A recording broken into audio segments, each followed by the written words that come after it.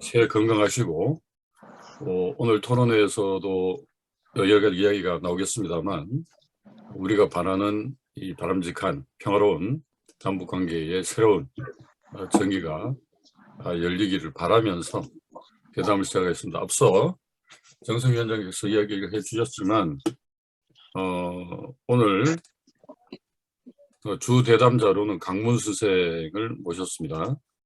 그리고 그 주제별로 보충 대담을 정성희 위원장께서 맡아주시겠고요. 앞서 지난 1일부터는 아니죠.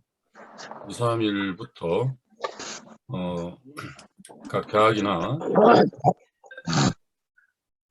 연구소에서 이미 토론회를 개최한 바 있습니다. 이번 토론회에 내용을 이야기하기 전에 좀 간략하게 특징을 보면 지난 2019년 이후로 신년사 형식은 없어졌죠. 그래서 편지 혹은 당중앙위원회 전원회의 총화 혹은 이제 결정문 형식으로 발표됐고, 또 이게 이제 원문이 그대로 공개된 게 아니라 보도문 형식으로 발표가 되고 있어요. 그래서 조금 우리가 직접 내용을 다 파악하기는 힘든 그런 어려움이 있습니다만, 특별히 오늘 우리 모신 강문수 선생은 북에서 직접 이 대외경제 부문을 담당을 하셨고, 또 내부 사정을 다른 측면에서 어느 누구보다도 직접 체험해 오신 분이기 때문에 좀 특별한 토론의 자리가 되지 않을까 싶습니다. 시작하기 전에 하나 당부드리고 싶은 말씀은, 여기 그 손들기 기능이 있어요. 질문하실 때는 우리 채팅창에 미리 질문 요지를 올려주시면 우선적으로 배려를 하겠고요. 또 진행 중간에 또는 질의응답 시간에 손들기로 의사를 표현해 주시면 마이크를 넘기도록 하겠습니다.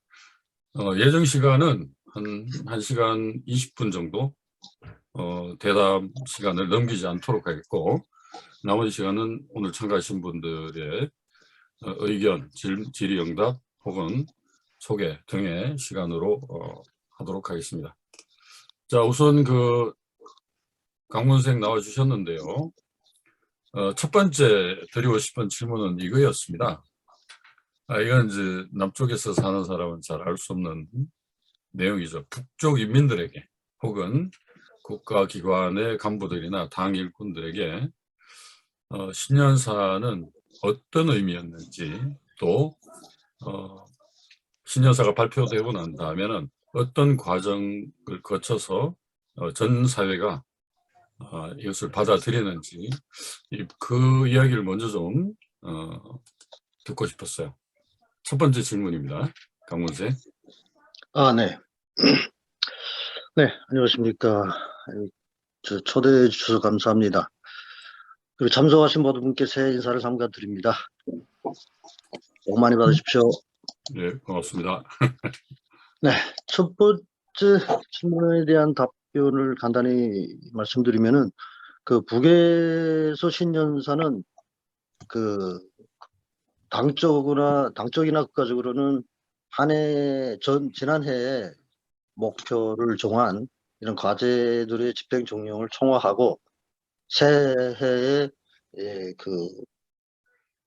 목표와 방향을 제시하는 그런 정책적인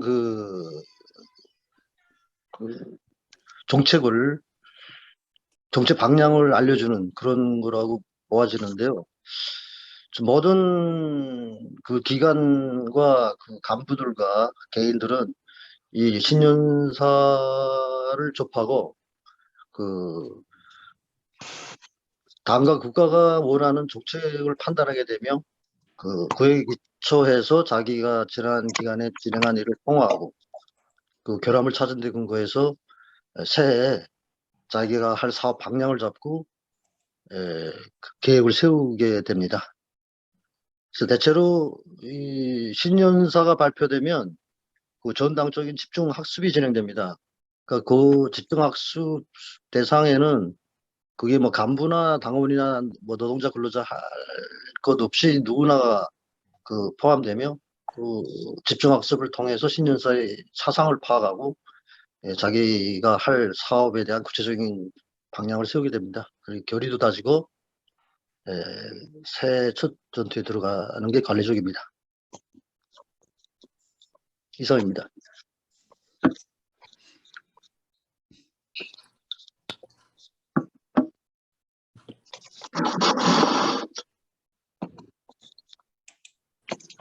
예, 정열수재.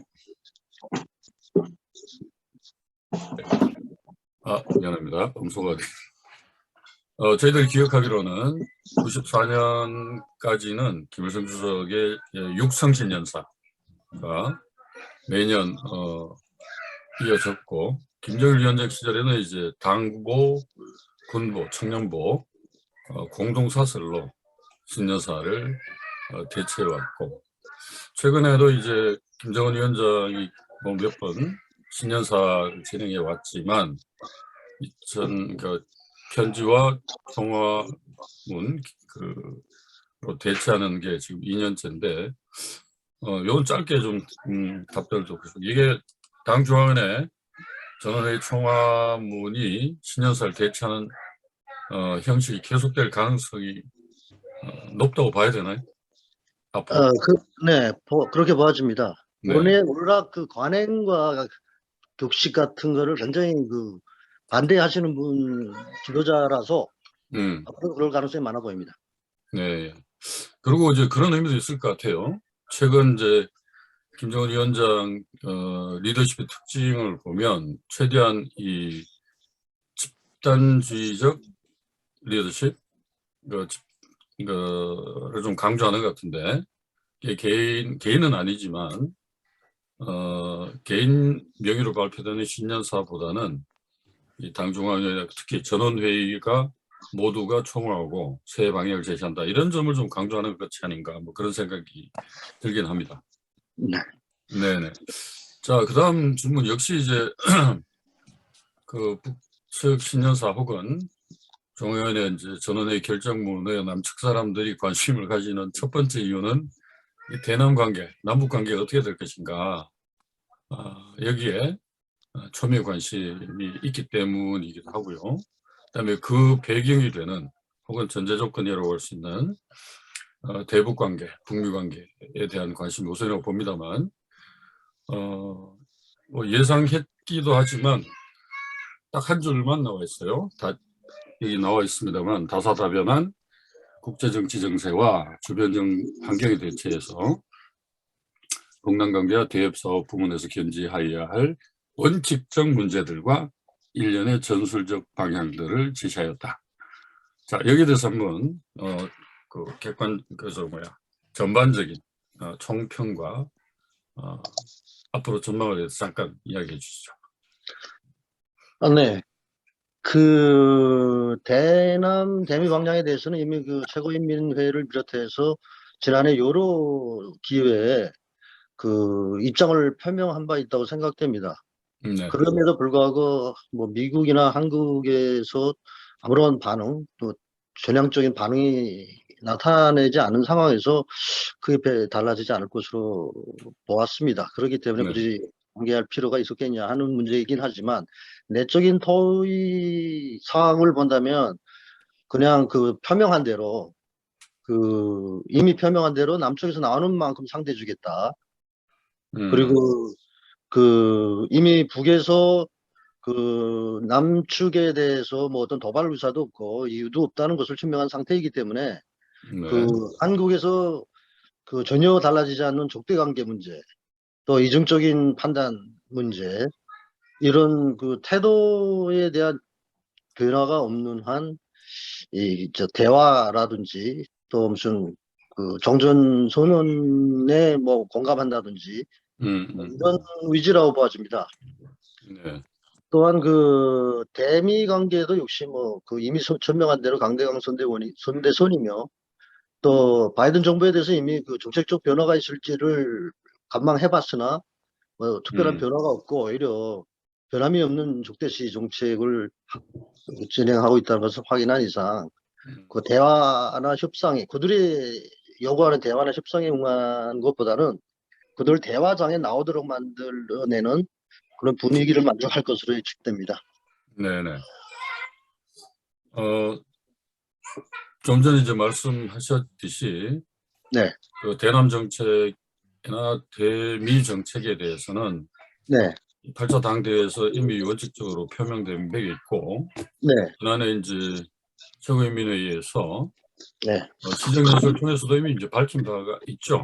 네, 네, 네, 많은 전문가들이 뭐 굳이 그걸 제3 언급하는 건 별 의미가 없고, 또 네, 주변 상황에, 주 객관적인 상황에 변화가 없는 상황에서 네, 특별한 언급을 할 필요가 없어서 그런 것 아니냐.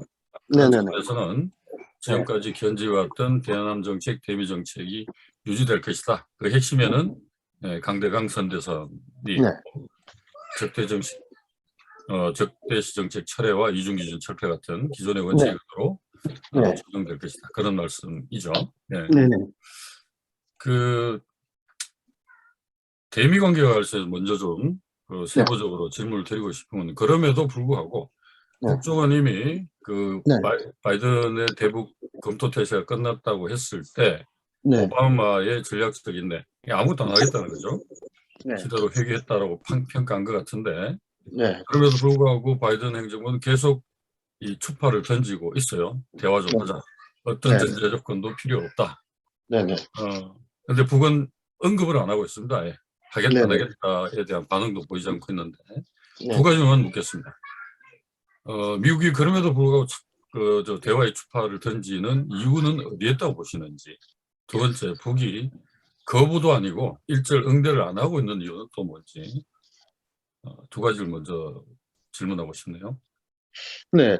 제가 본 바로는 그 북의 그 어떤 뭐 소위 외교적 관여라든지 뭐 전제적으로는 대화라고 뭐 그 하는 것은 북을 어떻게 하나 그 안심을 시켜가지고 결국은 북을 협상장에 깨어내가지고 그 트럼프 정부 때 그 협상을 통해서 그 핵실험과 같은 이런 거를 동결시켰던 임시로 중단시켰던 그 경험을 좀 번따 가지고 시간을 얻어서 임기 기간에 뭐 이런 또 소위 북의 그 핵 도발을 중단시켜서 자기 임기 기간에 뭐 편안한 시간을 보내버리는 그런 시간 끌기 꼼수 같은 이런 거라고 느껴지고요.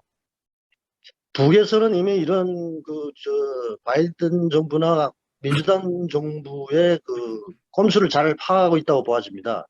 네. 그 뭐 특히 오바마 인내 전술이라든지 뭐 이런 걸 이미 다 파악한 상태에서 아마 반대로 바이든 정부에 아무런 대응도 안 하면서 내 쪽으로는 시간을 얻어가지고 그 핵 현대화나 그 뭐 국방 계획 5대 가업을 실현하는데 좀 더 유리한 그 기회를 만들어 보자는 전략으로 읽혀집니다. 한마디로 반대로 인내 전술로 대응한다고 보아집니다. 네네. 자, 여기 한 가지 중요하게 우리가 한번 짚고 넘어가야 될 문제가 있는데, 군사문제 전문가 문장열 교수가 그런 이야기를 했어요. 지금 북미 간의 그 대결의 핵심은 시간이다. 그러니까 시간은 누구 편인가? 이런 이야기를 하면서 시간은 절대 미국 편이 아니다라는 이야기를 한번 하셨어요. 이 이유가 뭐냐? 지금 제 북쪽에 ICBM 발사를 하지 않고 있습니다. 더 이상 핵시험도 하지 않고 있고요.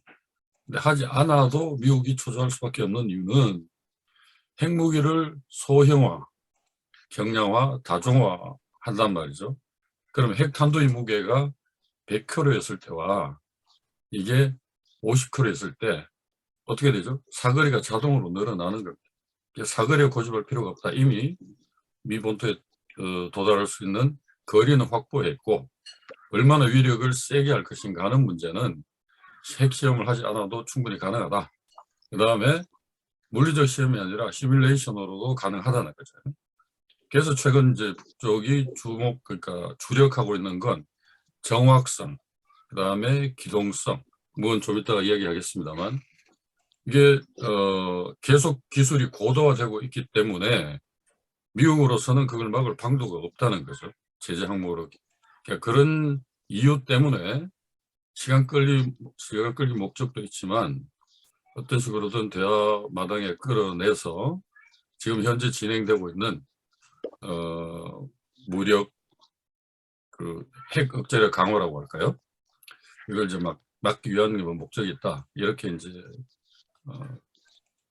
결론 아닌 결론을 내셨는데, 자 그러면 남북 관계와 관련해서는 지금 현재 뭐 막혀 있는 게 이제 사실인데, 지금 극초음속 미사일 시험 발사 문제를 좀 화면에 정영일 동지, 보이셨는데, 예, 제가 최근에 이제 발사 시험한 이 극초음속 미사일 시험 발사의 의미에 대해서 네, 조금 보충해서 말씀을 드리겠습니다. 보여주시죠. 예, 예.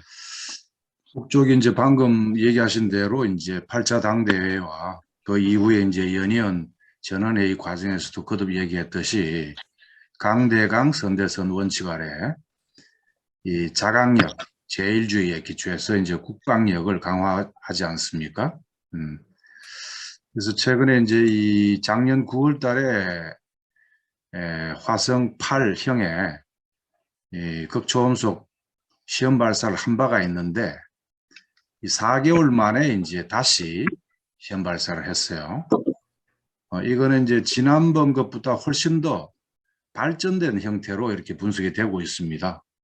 물론 미국이나 이제 한국 국방부에서는 그것이 극초음속이 아니다, 일반적 탄도미사일이다 이렇게 폄하하고 있는데, 그건 왜냐하면 이제 이 미사일이 이른바 이제 게임 체인저, 게임을 이제 체인저, 상황을 바꿀 만한 가공할 무기이기 때문에 지금 이걸 인정하기는 좀 어려운 형편에 있는 것 같습니다. 미국과 한국이.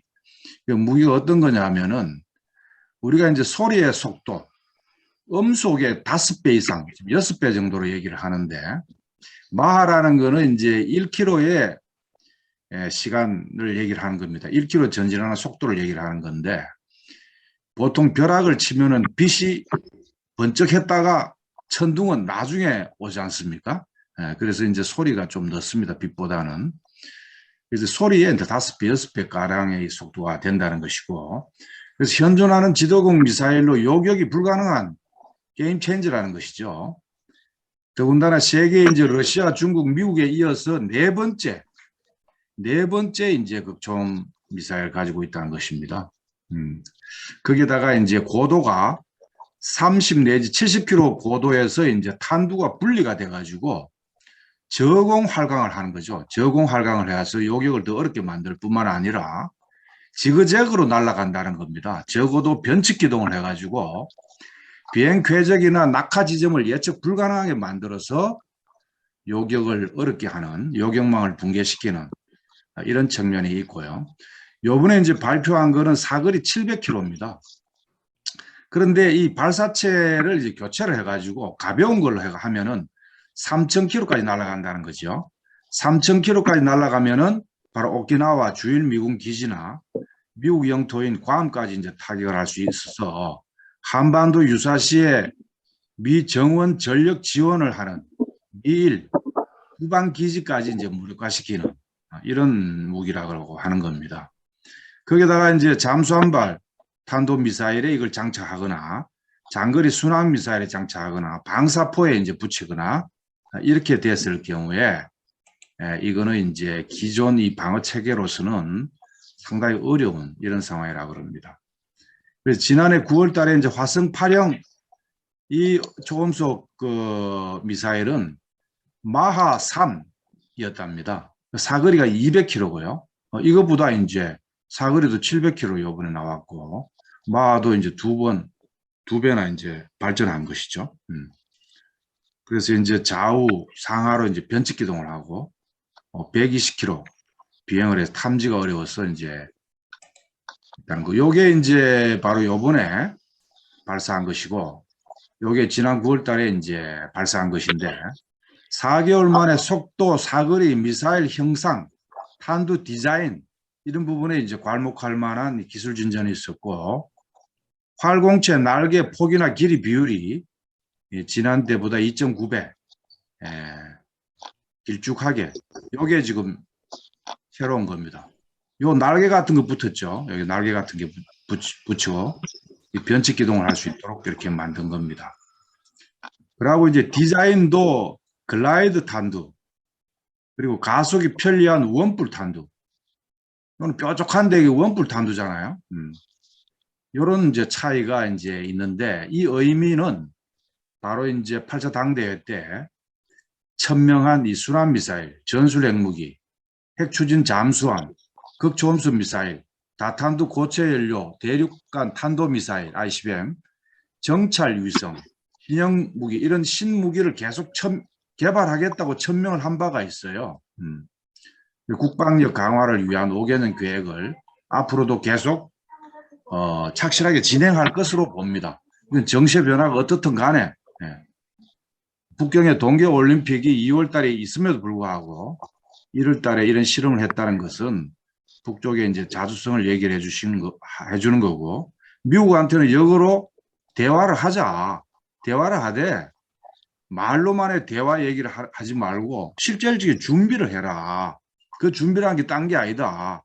바로 대북 적대정치 포기다. 구체적으로는 한미합동 군사연습을 중지를 하고 제재 몇 가지, 이미 싱가포르에서 얘기했지 않습니까? 제재 몇 가지만 먼저 풀자. 그러면 대화한다는 것이거든요. 그리고 이제 한반도 이 종전선언도 한반도 평화 비핵화 입구로서의 이제 종전선언, 이러면 얼마든지 할 수 있다는 것인데, 한미 간에 이제 뭐 무난히 다 합의해서 작성됐다고는 하지만 상당한 거리가 있는 것으로 보여집니다. 그리고 앞으로도 예상할 때 이 한미 군사 연습이라든가 미국의 태도에 따라서 원래 신형 미사일 시험 발사를 하고 핵추진 잠수함이라든지 다탄두 고체 연료 ICBM이라든지, ICBM 시험 발사는 굉장히 신중하게 쉽게 할 문제는 아니겠지만 나머지 이제 신형 미사일이라든지 이런 부분은 계속 그 미국 태도에 따라서 하지 않겠나. 올 3월 달에 한미 연습을 많이 강행한다.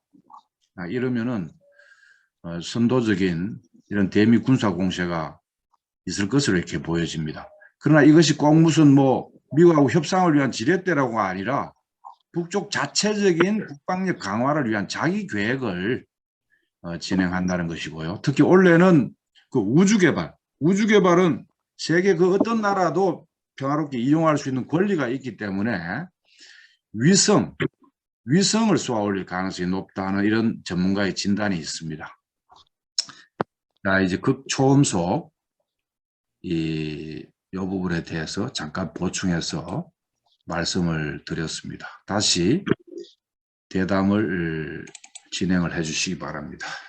네, 그 짧은 시간에 준비를 많이 하셨네요.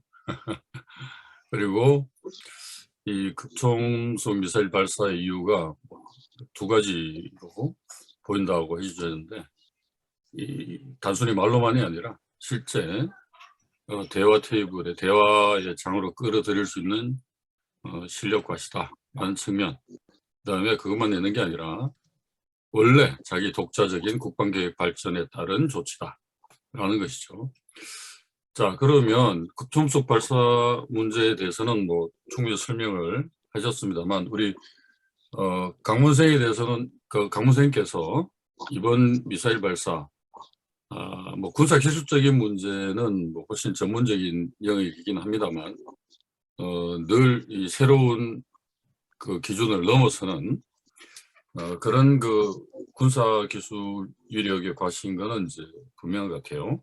그래서 이걸 어떻게 우리가 볼 건지 혹시 보충 발언하실 게 있으면 하시고 다음 질문 넘어가겠습니다. 강문생님. 네. 네.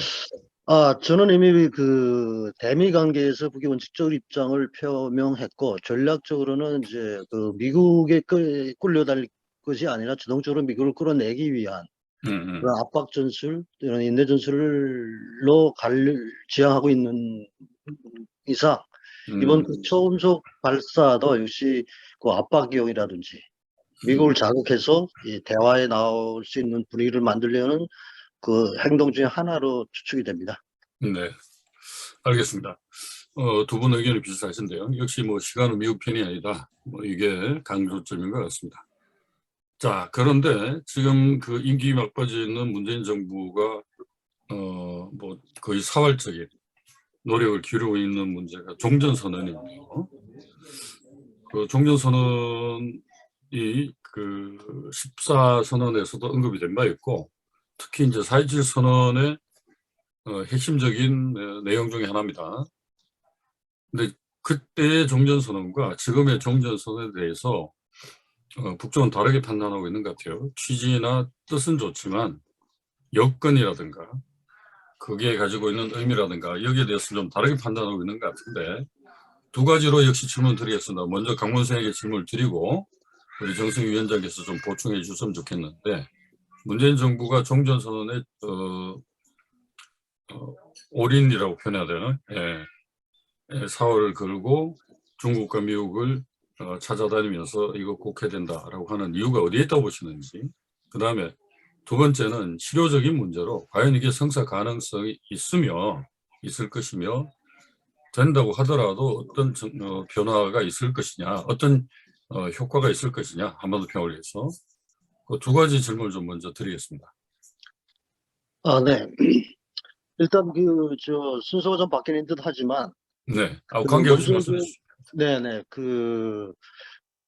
문재인 정부의 종전선언 내용을 비교해 보려면은 4.27 선언에서 언급한 내용이 설명이 돼야 된다고 생각합니다. 그래서 간단히 네, 설명하게 그렇죠. 되면, 우선 그 4.27 선언의 일부 내용 중에는 그 민족 자주의 원칙, 그 민족의 운명을 우리 스스로 결정한다는 내용이 포함되어 있고요.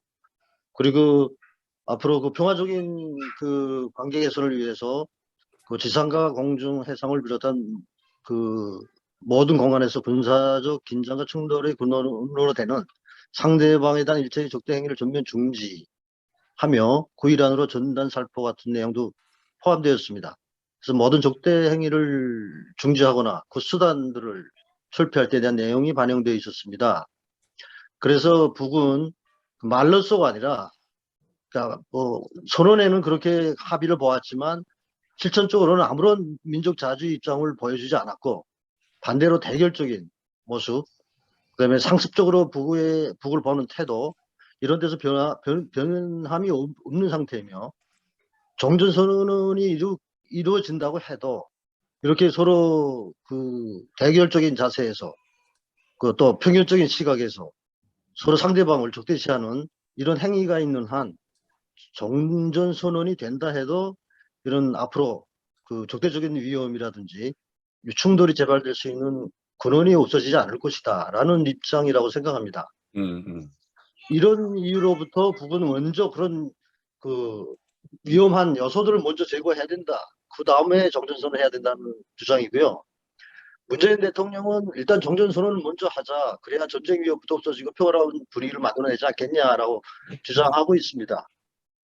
그러니까 서로의 상반되는 이런 주장이 있고, 북의 견해에서 볼 때 근원적인 문제들이 풀리지 않고 종전선언을 하는 게 굳이 의미가 없다라고 생각하는 게 북의 주장이라고 보아집니다. 그래서 제가 개인적으로 보기에는, 또 혹시 북에서도 그렇게 생각할 수 있겠는지는 모르겠지만, 굳이 지금에 와서 문재인 대통령이 종전선언 실행을 위해서 여기저기 뛰어다니고 있는 모습이 임기 말기, 그 보여주기식 그 어떤 정치적인 쇼나 제스처처럼 보일 수도 있지 않겠냐라는 그런 짐작도 있습니다.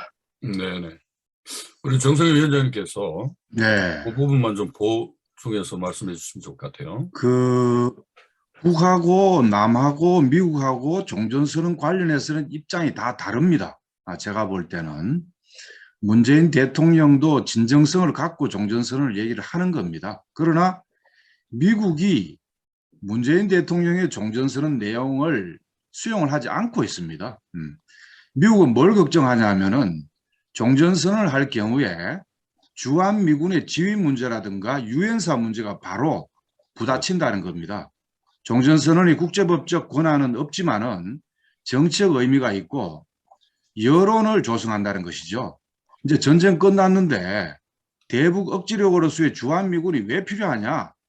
이런 국민 여론을 조성하게 되고 유엔사도 그렇습니다. 유엔 산하 기관이 아니지 않습니까? 가짜 유엔사인데 이 유엔사가 지금 남북 교류 협력을 다 막고 있거든요.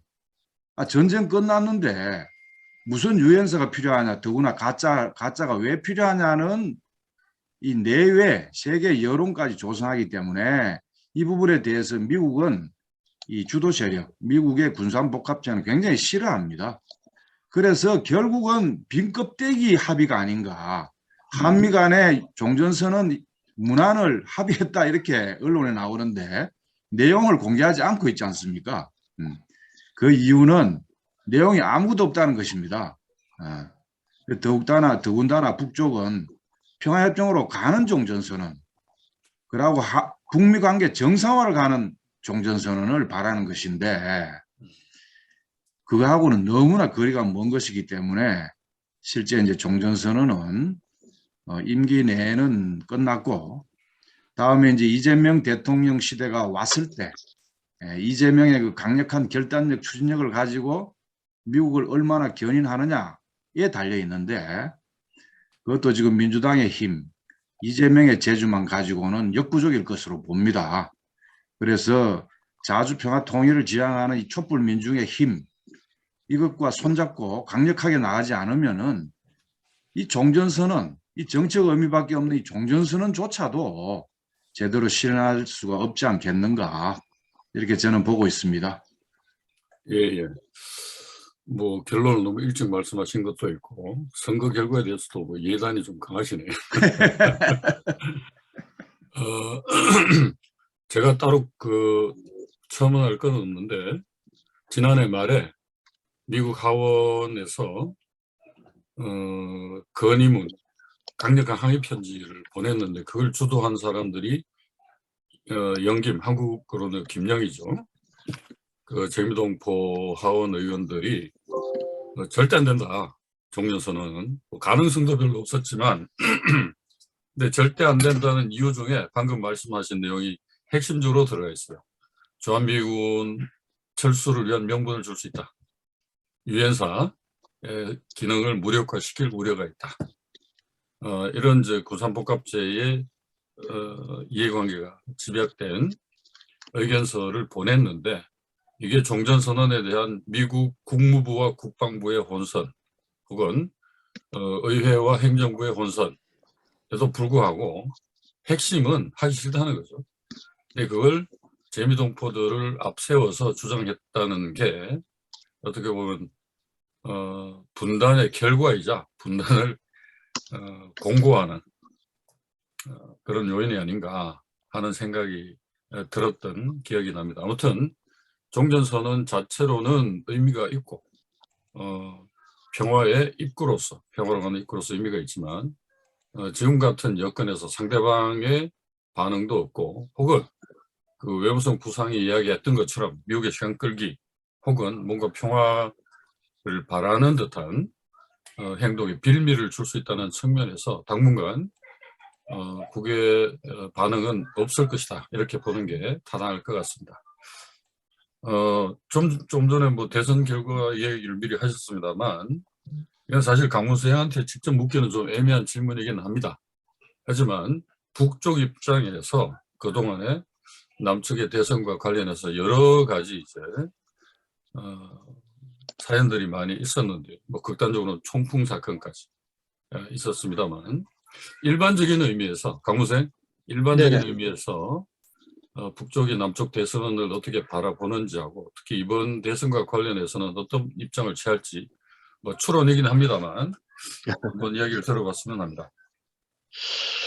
네, 그 정책적인 문제로는 잘 판단이 안 되지만 그 개인적인 생각으로는 그 당연히 그 민주당에 힘을 실어주려는 의도가 있지 않겠냐 하는 생각을 많이 하게 됩니다. 일반적으로는. 근데 그 2018년 그 촛불혁명 이후에 2017년부터 시작된 이 문재인 정부에 대해서 그동안에 너무 많은 실망을 하고 있다 보니까 그 원칙적인 입장에는 변함이 없겠지만 이제 저 남북 관계를 이제 앞으로 저 어떻게 평정해야 된다는 문제를 고려해 보면 왜 어떤 방법으로 힘을 실어주겠냐 하는 그런 생각 같은 그런 의구심이 많아질 것 같아 보입니다. 물론 뭐 그 북에서 생각하기에는 이번 문재인 정권의 형편을 봐서 그게 그 이재명 정부라고 해서 특별히 달라질 게 있겠냐라는 뭐 그런 우려도 있지는 않겠지만 그렇지만 조금 전에 그 정성희 위원장님 말씀하신 것처럼 그 촛불혁명 같은 이력이 있다면 몰라도 이제 그 누가 대통령이 되든 뭐 어떤 공약을 하든 뭐 어떤 대화를 통해서 수표가 이루어지든 사인이 이루어지든 실천적인 단계에서 이 근본적인 문제가 해결되지 않는다면 지켜질 수가 없다라고 이제 판단하는 것이 그 4.27 선언 이후 그 북에서 찾은 교훈이라고 보아집니다. 네. 뭐 결국 최악을 피하기 위한 선택 혹은 최소한의 노력을 하지 않겠냐 이런 네, 말씀으로 봐도 되겠죠. 네네. 근데 이제 여기 오신 그 참가하신 분들께서도 뭐 정치적으로는 여러 가지 다양한 입장을 가지고 있으리라고 생각을 합니다만 뭐 오늘 토론의 주제이기도 하지만 우리가 지난 그 이명박 박근혜 시기에 남북 관계가 어떻게 그 어그러졌는지 파탄됐는지 또 그걸 원상 회복하는데 얼마나 힘들게 왔는지 또 아직도 원상 회복의 원자도 말할 수 없는 분야들이 많죠. 금강산이 그렇고 개성공단이 그렇습니다. 그런 차원에서 현명한 국민적인 판단이 필요하지 않을까. 이건 뭐 북쪽의 문제라기보다 우리 남쪽 내부의 문제에 가깝습니다만 그런 차원에서 미래를 내다보는 한반도 평화의 미래를 내다보는 기준이 필요하지 않을까 하는 한마디만 조금 보충드리면은 네. 지금 미중 간의 전략 경쟁이 본격화되고 있습니다. 단순히 이제 무역 경쟁만이 아니라 뭐 가치, 이데올로기, 뭐 핵심 이익 전반에 걸쳐서 이제 부딪히고 있는데 이럴 때 이제 미국이 바이든은 이제 오바마의 전략적 인내 수준을 넘어서서 동맹국, 우방국을 전부 끌어들여 가지고 전 세계 각국을 진영화시키는 거예요. 미국을 줄서라고 하는 거죠. 이 과정에서 이제 그동안에 안보는 미국, 경제는 중국이라는 이런 이중 위계 질서를 유지하기가 상당히 어려운 상황에 왔습니다. 만일에 이런 상황에서 대선 때 윤석열이가 당선된다든지 또 이제 안철수를 중심으로 해서 이제 친미 보수 대연합이 된다면은 이거는 이제 미국 진영화에 가담을 해서 돌격대 역할을 하게 되면서 한반도뿐만 아니라 동북아 전반에 미국의 이제 대중 견제 전략, 대북 압박 전략에 이 앞잡이 노릇을 하면서 굉장히 상황을 어렵게 만들 것 같습니다.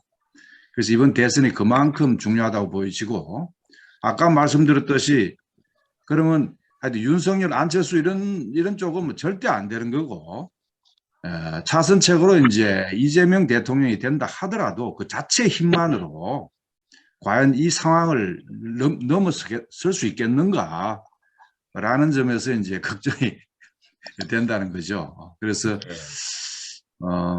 이게 지금 미국의 대중 견제 전략이 총체적으로 구사되고 있고 예를 들어서 남중국 해다든지 홍콩 문제라든지 신장 어디든 한 군데라도 대만 뭐 독립 문제라든지 어디에든 군사 충돌이 벌어지면은 한반도도 바로 따라서 이 위기가 조성되기 때문에 굉장히 상황은 예민해져 있다. 이런 상황에서 또 역으로 보면은요, 미중 간의 균형이 점차 조성되고 있다는 겁니다. 지금까지는 근 30년 소련과 동구권 붕괴 이후에 미국이 일극 패권주의로 달리고 경제적으로는 신자유주의 정책으로 일방적으로 간 것이 다 이제 드러나면서 미중 간의 균형이 올 때 한반도에 기회가 오고 있다는 것이죠. 우리가 임진왜란, 병자호란, 청일전쟁, 러일전쟁 다 봤습니다만은 균형이 깨질 때 우리 한반도는 재앙이 오지 않았습니까? 근데 균형이 보장되면 우리 민족이 기회가 있는데 북쪽은 전략국가로서 자주적인 입장이 확고할 뿐만 아니라 힘도 있단 말이죠.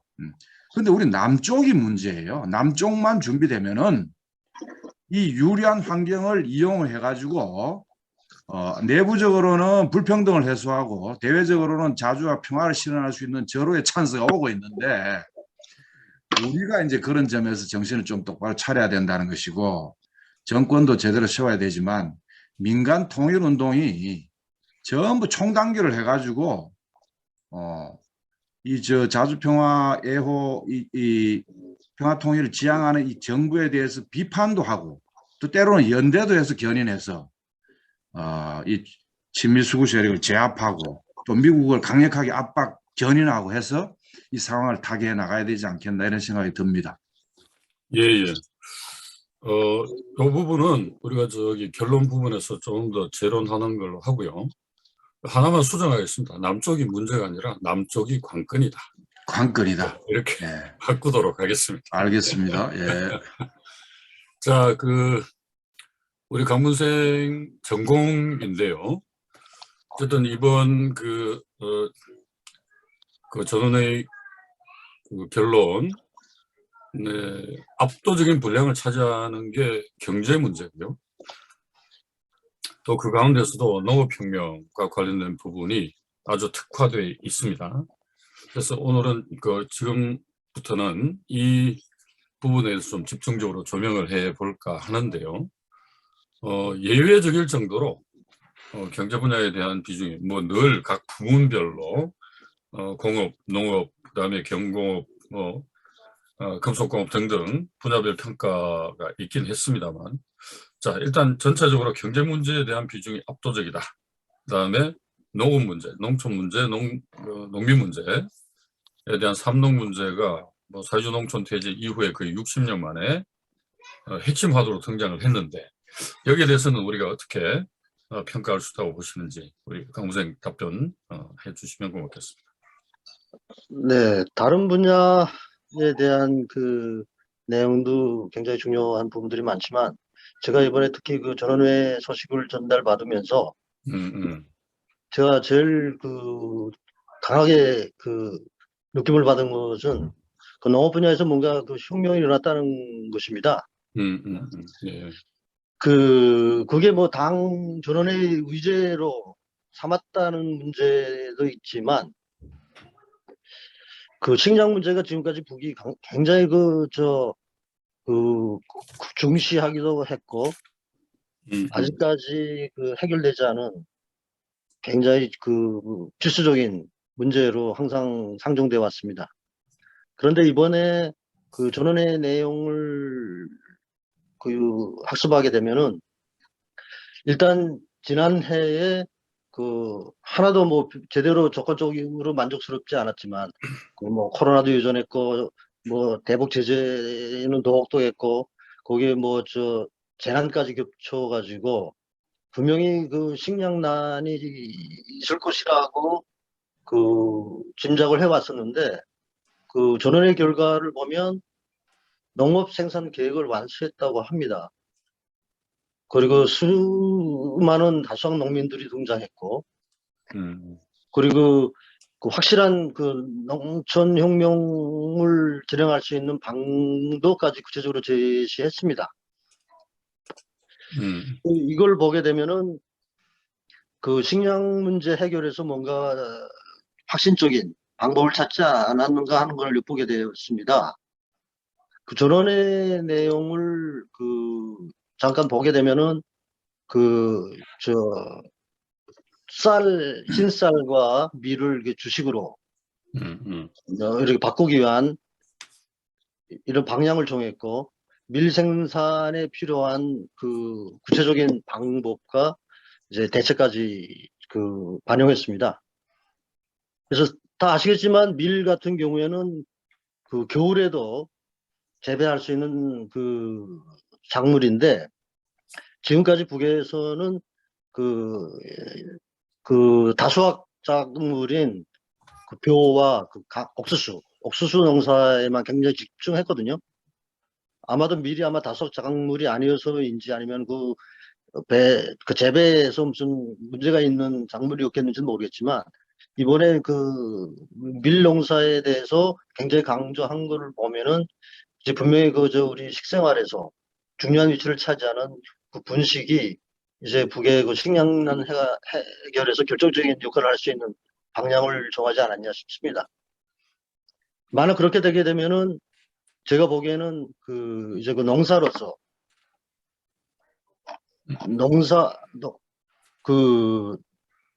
밀농사로서 그 식량난을 타개하기 위한 방법을 찾았다고 보아집니다.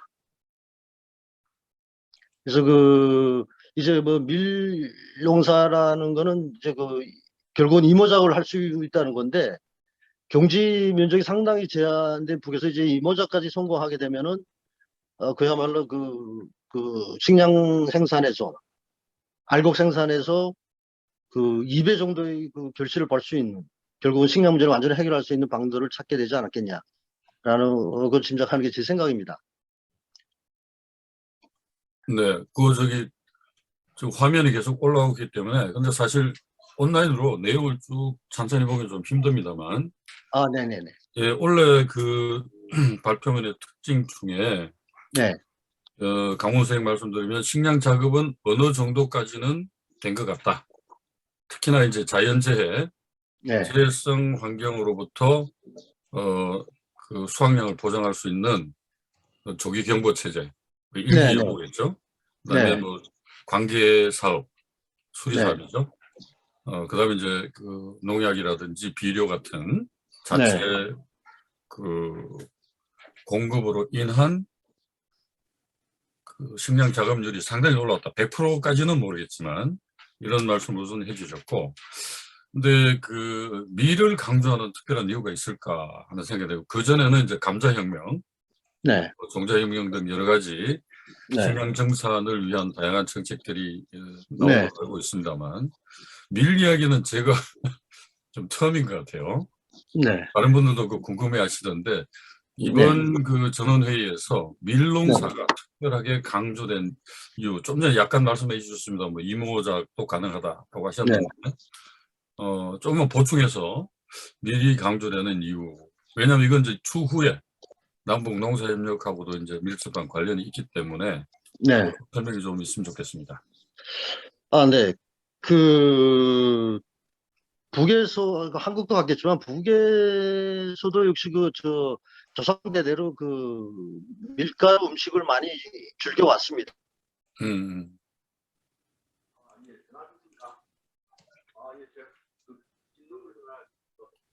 칼집인지 뭐 이런 것도 있고요. 여러 가지 밀가루 음식이 분명히 있었지만은, 북의 주민들은 간습적으로 흰 쌀밥을 먹어야만 만족해하는, 네, 그런 풍습이 있었습니다. 그래서 정책적으로도 해방 후 초기부터 이 밥에 거기국을 먹이는 것이 네, 김일성 주석 때부터 내려오는 최대의 소원이었거든요. 맞습니다. 예. 네, 그래서인지는 몰라도 아마 제가 아까 또 말씀드린 것처럼 다수학 작물로서 벼하고 벼를 넣은 작물의 왕이 벼고요. 밭곡식의 왕은 옥수수라고 했거든요. 그리고 이제 감자 말씀하셨는데, 감자는 이런 평지에서라기보다는 벼농사나 옥수수 재배가 힘든 산간지대에서, 특히 북방 지역에서 이제 감자를 대대적으로 생산해서 이제 쌀하고 바꿔먹게 이런 정책적인 방향을 정했었습니다. 그러다 보니까 필요한 밀가루 같은 거는 특히 빵을 만드는 밀가루 같은 거는 수입에 많이 의존했고 국내에서 밀을 생산해 가지고 공급하려는 그런 정책적인 방향은 크게 찾아볼 수 없었습니다. 그러니까 아마 밀 재배에 대한 제가 뭐 추측하기에는 밀 재배가 품이 많이 드는 대신에 또는 품은 그리 안 든다고 해도 수확고가 좋고 네. 생산성이 좋기 때문에 아마 크게 관심을 두지 않았었던 것을 아마 몇 년 전부터 이 밀에 대한 과학연구 사업이 발전해가지고 어떤 토양에서도 견딜 수 있는 다수확을 낼 수 있는 그런 훌륭한 정자를 만들어냈거나 어떤 과학적인 문제를 해결해가지고 밀농사에 대한 확신을 가진 거를 가름이 됩니다. 네. 그래서 뭐 수입에 의존하던 절대적인 밀 작물을 국내에서 생산 보장해가지고 주요 이게 주식 문화로 이제 끌어들이게 되면 이미 당당하게 주식으로 지금 등장을 했지만 그걸 자급자족해서 공급할 수 있는 어떤 방향이 성공적으로 확신이 된 것으로 짐작이 됩니다. 네. 네. 그래서 결론적으로 네. 식량 자급 문제에 있어서 획기적인 전진이 있었다. 이렇게 네네. 보시는 거죠? 저는 이게 획기적인 전변 정도가 아니라 음. 농촌 문제에서 혁명이 아니겠냐라고 생각이 됩니다. 자급자족을 위해서 언제부터 많이 노력했지만 어느 정도의 량, 벼도 수입을 했고 밀가루도 수입했고 지금까지 많은 양을 수입을 했습니다. 더군다나 지금 제재가 심각해지면서 더 수입량이 많아졌지만 앞으로는 이 자급자족할 수 있는 식량을 완전히 자급자족할 수 있는 이런 길이 열리지 않았냐라고 키워줍니다. 남쪽에 농촌진흥청에서 추정을 했어요. 원래 쌀농사에 대해서. 그래서 이제 19년도에는 이제 자연재해가 컸지만은, 2000년도에는, 20년도에는, 21년도에는 그게 없었단 말이죠. 그래서 기상이 양호했고, 태풍 피해가 없어가지고, 생산량을 이제 20년에 비해서 29만 톤이 증가해가지고, 469만 톤으로 추정을 남쪽 농촌진흥원도 얘기를 했습니다.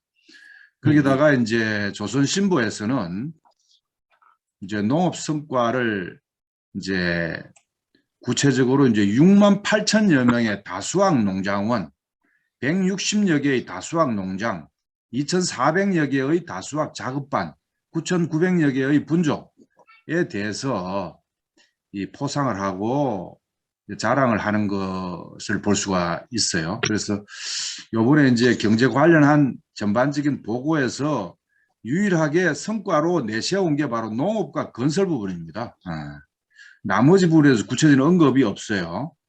이 언급이 없는 것을 또 이제 남쪽의 이제 보수 언론에서는 굉장히 어려워졌다는 얘기다. 이렇게 막 폄하를 해버리던데, 강문수님 그런 건 아니죠. 여기 뭐 성과를 부각시키지 않았다 해서 굉장히 안 좋다는 의미는 아니겠죠?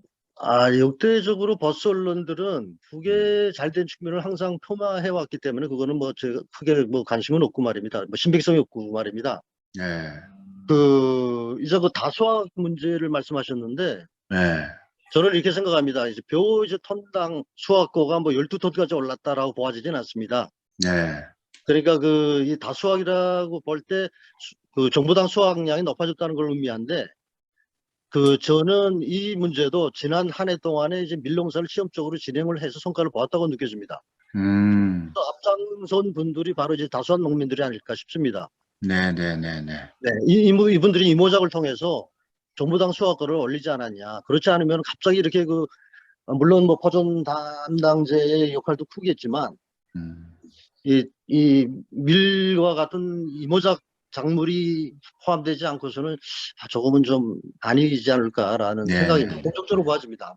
이번에 밀농사 많이 하자고 처음으로 천명하는 게 아니라 이미 실험은 다 끝났고 그렇다 네. 이거죠. 예. 네, 지난해 이미 성과를 보았다고 확신하게 됩니다. 네네네네. 알겠습니다. 그 북쪽의 그 경제 문제와 관련해서는 뭐 최근에 강조된 건 크게 두 가지죠. 김정은 위원장이 더 이상 인민들의 허리띠를 졸라매지 않도록 하겠다.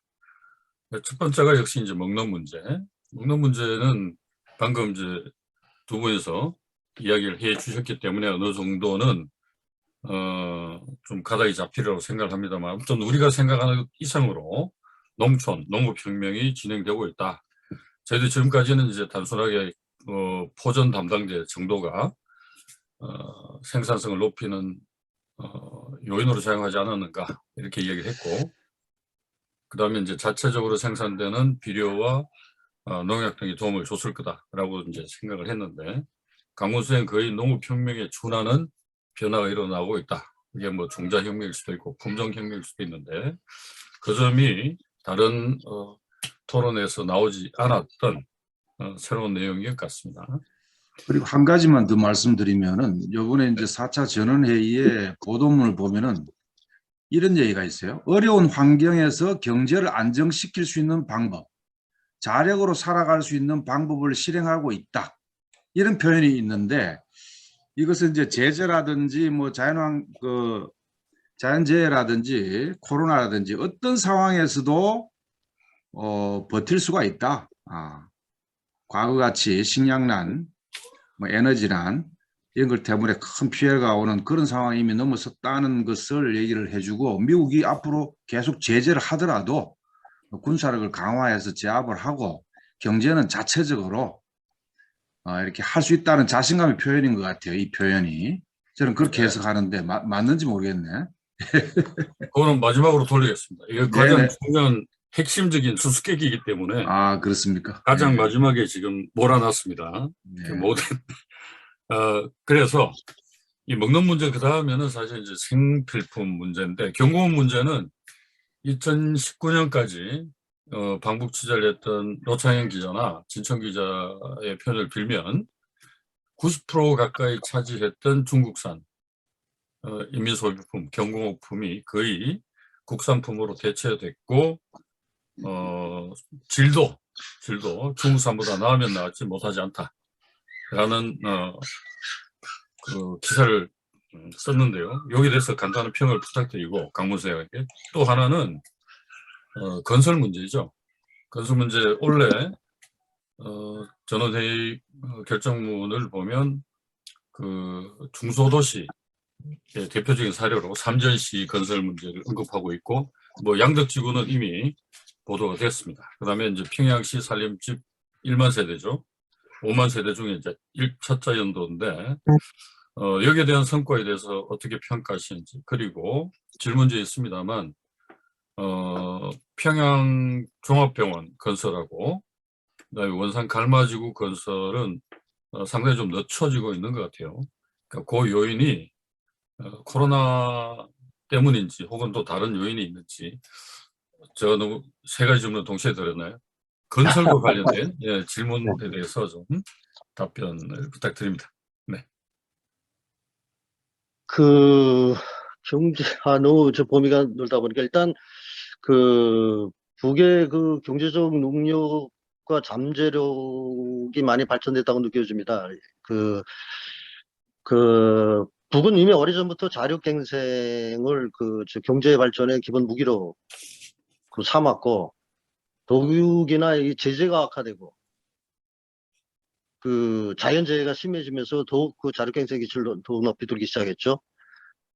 게다가 더 중점적인 거는 핵 위협을 완성하고 북에서 이제 예전 국방공업을 이제 민수회로 이양하려는 이런 확고한 의지를 표명하면서 그야말로 다시는 허리띠를 졸라매지 않게 될 것이라는 희망을 가지게 되었는데, 그게 2018년에 뭔가 희망이 보이다가 2019년 하노이 노딜로 이제 좀 실망감을 주기도 했지만, 시종일관하게 북에서는 남북 관계, 대미 관계를 가지면서도 자력의 힘을 키웠습니다.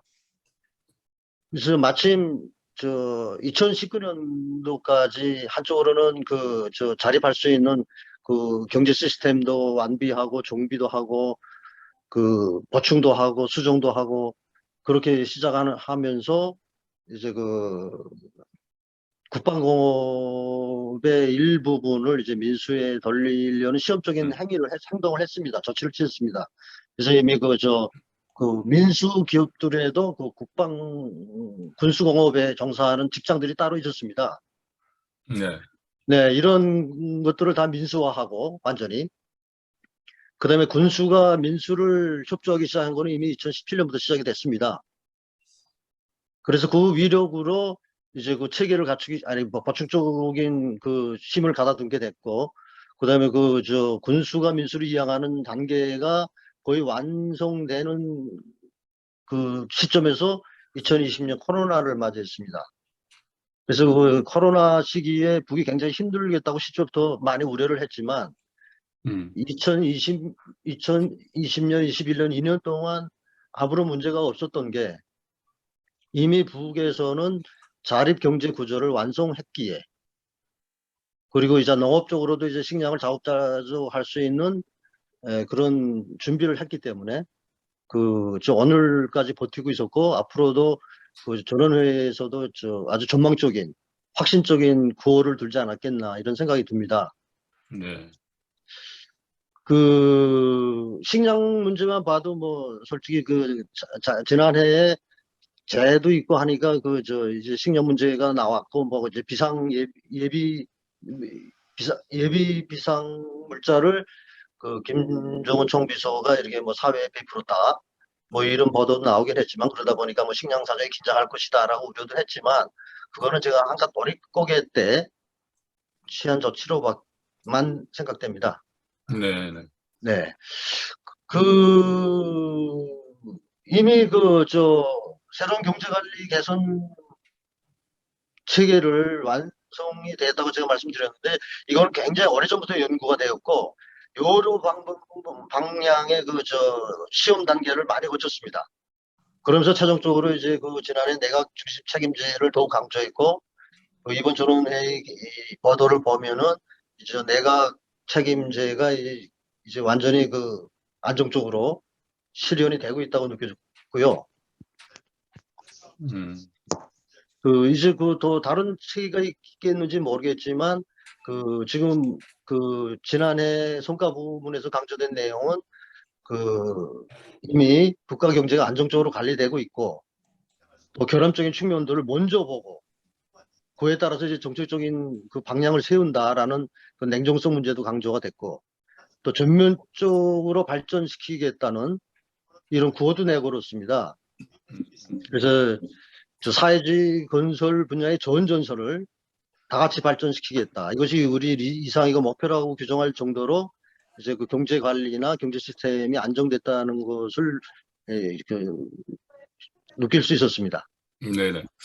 그 삼전시나 평양시 1만 세대 살림집 건설 등을 보면 네. 시멘트라든지 건설 자재, 인력 같은 자체적으로 동원할 수 있는 능력이 있는 경우에는 네. 목표에 도달했는데, 네. 평양종합병원 같은 경우에는 그 MRI라든지 그렇죠. 고가의 네. 이제 장비들은 네. 이 유엔 제재 품목에 묶여서 아예 수입 자체가 불가능한 것으로 네네. 알고 있어요. 네네. 그래서 건물은 서 있는데 안에 들어갈 의료 장비들이 부족하다. 이게 이제 대북 지원 단체들의 입장이기도 하고, 네네. 그 국제기구 네. 의 입장이기도 한데, 그래서 그렇게 갈라보면 될 것 같네요. 자력으로 할 수 있는 영역이 늘어나고 있지만 네. 그렇지 못한 부분에 대해서는 아직까지 완공을 못하고 있다라고 봐야 되고, 근데 여기 이제 네네. 철도 개통이라는 건 이제 예를 들면 단동과 신호주 간의 그 세관이 열린다는 뜻이겠죠? 네네. 임시적으로 10일부터 개통됐다는 정보는 있긴 하지만, 이제 해상 수송은 이미 시작이 됐고, 네. 그것도 역시 여러 가지 원인으로 해서 대련을 중심으로 환적되고 있는 화물이 지금 항구 문제가 아직 명백히 돼 있지 않아서 뭐 런커요, 연태항이요 하면서 지금 아직 그 시험적인 항행을 하고 있는 걸로 알고 있습니다. 네네. 자, 그러면 그 코로나로 인한 그동안의 봉쇄가 물자만이라도 열리게 된다면 어쨌든 북쪽 경제에 있어서는 이 발을 다는 게 될 텐데, 그 부분에 대해서는 이제, 제가 지금 보니까 시간이 11시 7분인데 20분까지 일단 대담을 마무리해야 되니까 속도를 조금 내겠습니다. 못한 부분은 그 뒤에 질의응답 시간에 하는 걸로 하는 게 예의일 것 같고요. 그래서 두 가지만 질문을 드리자면, 사실 이제 김정일 국방위원장 시절부터 경제총사령관은 내각이다 라고 이제 강조를 했지만 여러 번 그 방법을 변경한 걸로 알고 있어요. 그래서 내각 교체도 잦았고, 특히 내각 총리에 대해서도 인선 교체가 잦았는데, 지금은 그럼 이게 어느 정도 극복되고 안정화됐다라고 보시는지, 첫 번째. 두 번째는 코로나에 대한 그 남쪽의 의구심이 여전히 있습니다. 설마 한 사람도 확진자가 없겠냐? 그 확진 시스템 때문에 발견을 못한 것 아니냐? 뭐 이런 그 평가들이 아직도 있어요. 그래서 북쪽의 코로나19가 그냥 봉쇄 정책만으로 되고 있는지, 그렇지 않으면 북이 코로나를 극복하기 위한 나름의 전략이 우리가 모르는 게 있는지, 그 두 가지를 좀 이야기를 해주시면 좋겠네요. 네, 내각 책임제 문제는 그 조금 전에 그 대충 말씀드렸지만 이미 네, 전부터 이 내각 중심제를 굉장히 중시하고 꼭 내각 책임제가 실현돼야 된다라는 방향은 서 있었지만 워낙 잘 아시겠지만 권한의 행군에 이어서 이제 선군 시기 그리고 제재를 어떻게 뚫겠냐라는 이런 여러 가지 문제점 때문에 살림살이가 불가피하게 갈라져 있었습니다. 이게 그거 같은 거는 강력하게 내가 살림살이 이상으로 뭐 이렇게 투자가 많이 들어갔었고 그 외에도 특수 기관들이 있어가지고 살림살이가 뭐 큼직큼직하게 봐도 뭐 한 두세 개, 세 개 정도는 되는 것으로 보아지는데 어, 이미 핵 위협이 완성되면서 국방 분야의 투자를 줄이기로 했고 줄이면서 한쪽으로 이제 아까도 말씀드렸지만 군수가 이제 민수로 점차적으로 부분적으로 이 양이 예견되는 조건에서 이제 내각이 이 모든 걸 다 책임지고 또 다른 특수기관들의 살림살이까지도 종합적으로 운영하는 체계를 확립한 것으로 인정되는 게 이번 이미 그런 노력은 이미 전부터 있었고 굉장히 투쟁을 많이 했습니다.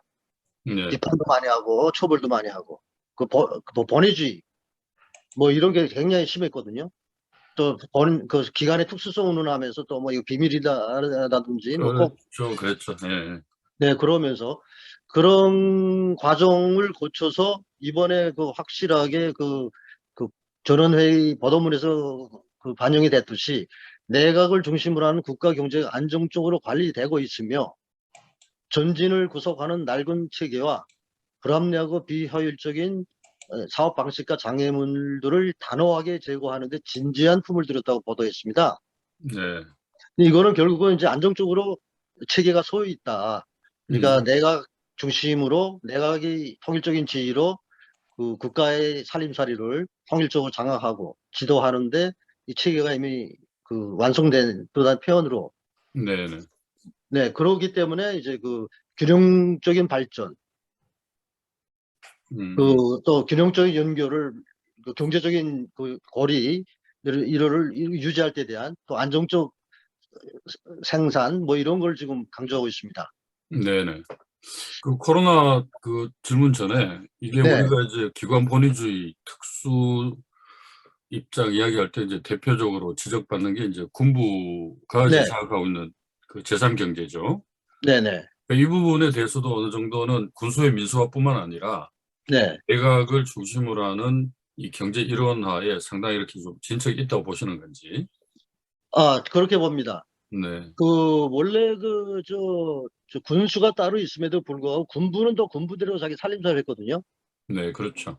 네, 그 외에도 특수단이 굉장히 많습니다. 노골적으로 말씀드릴 수는 없지만 여러 개의 특수한 상황을 강조하면서 이 살림살이 이 본위주의를 굉장히 내세웠던 그런 경향들이 많았습니다. 네, 이게 기본적으로 아마 관리가 된 것 같습니다. 알겠습니다. 자, 코로나 문제 아까 질문 드린 건데, 네, 북쪽의 코로나 대책 철학이라고 할까요? 단순하게 틀어막는다 이렇게만 우리가 알고 있는데 북쪽의 네. 코로나를 어떤 철학과 원칙에 입각해서 진전하고 있는지 또 실제 그것이 어느 정도 효과를 보고 있는지 아시는 게 있으면 좀 전달해 주시면 좋겠습니다. 네, 제가 느꼈던 것은 코로나 같은 경우에는 제가 여기서 지금 체험하고 있는 거지만 그 외에 뭐 사스라든지 여러 가지 저 팬데믹 같은 전염병들이 많지 않았습니까? 세계적으로. 네네. 그런 것들은 제가 국내에서 잘 느껴봤습니다. 네. 그 체험에 의하면 그때에도 큰 무리가 없이 잘 대처했으며 또 그렇게 할 수 있는 예방의학 시스템 같은 의료 시스템과 방역 체계도 잘 돼 있습니다. 그러니까 예방의학 시스템 같은 경우에는 뭐 의사가 환자를 찾아가는 거죠. 환자가 병원에 찾아가는 게 아니라 그러니까 병이 네네. 생기기 전에 미리 예방하는 겁니다. 이런 체계가 이미 준비되어 있고 예방주사 같은 거 이제 예방접종 같은 것도 이제 사람들이 찾아가는 게 아니라 기다리다가 오지 않으면 의사가 집에 문을 두드립니다. 네. 그래서 거기에서는 문을 두드리는 사람은 바로 의사원 선생님이다라는 표현이 있듯이 한국에서는 택배라고 하죠. 문 두드리면 택배 왔구나 하죠. 네, 그렇죠. 미국에서는 의사가 왔구나 또는 선생님이 왔구나라고 합니다. 그런 시스템이 있기 때문에 가능했고요. 두 번째는 집단주의 사회인 북에서는 통일적인 지휘 체계가 있습니다. 그러니까 국가의 지시에 한 사람과 같이 통일적으로 움직이는 무조건 복종하는 네. 이런 질서가 있습니다. 네. 그러니까 이런 게 아마 이 코로나를 다른 나라보다도 쉽게 견디고 있는 그런 요인으로 보아야 될 것 같습니다. 코로나 관련해서 저한테 개인적으로 질문을 주신 분이 있는데, 만약에 남북 간의 합의, 그 중에 3대 과제 중에 뭐 하나라도 금강산이든 개성이든 남북 철도도로 연결 현대화든 당장 하자라고 남쪽에서 제안했을 때 북측이 코로나에도 불구하고 응해올 것이다. 그렇게 보십니까? 저는 아니라고 봅니다. 아니다. 네. 방역이 더 중요하다. 네.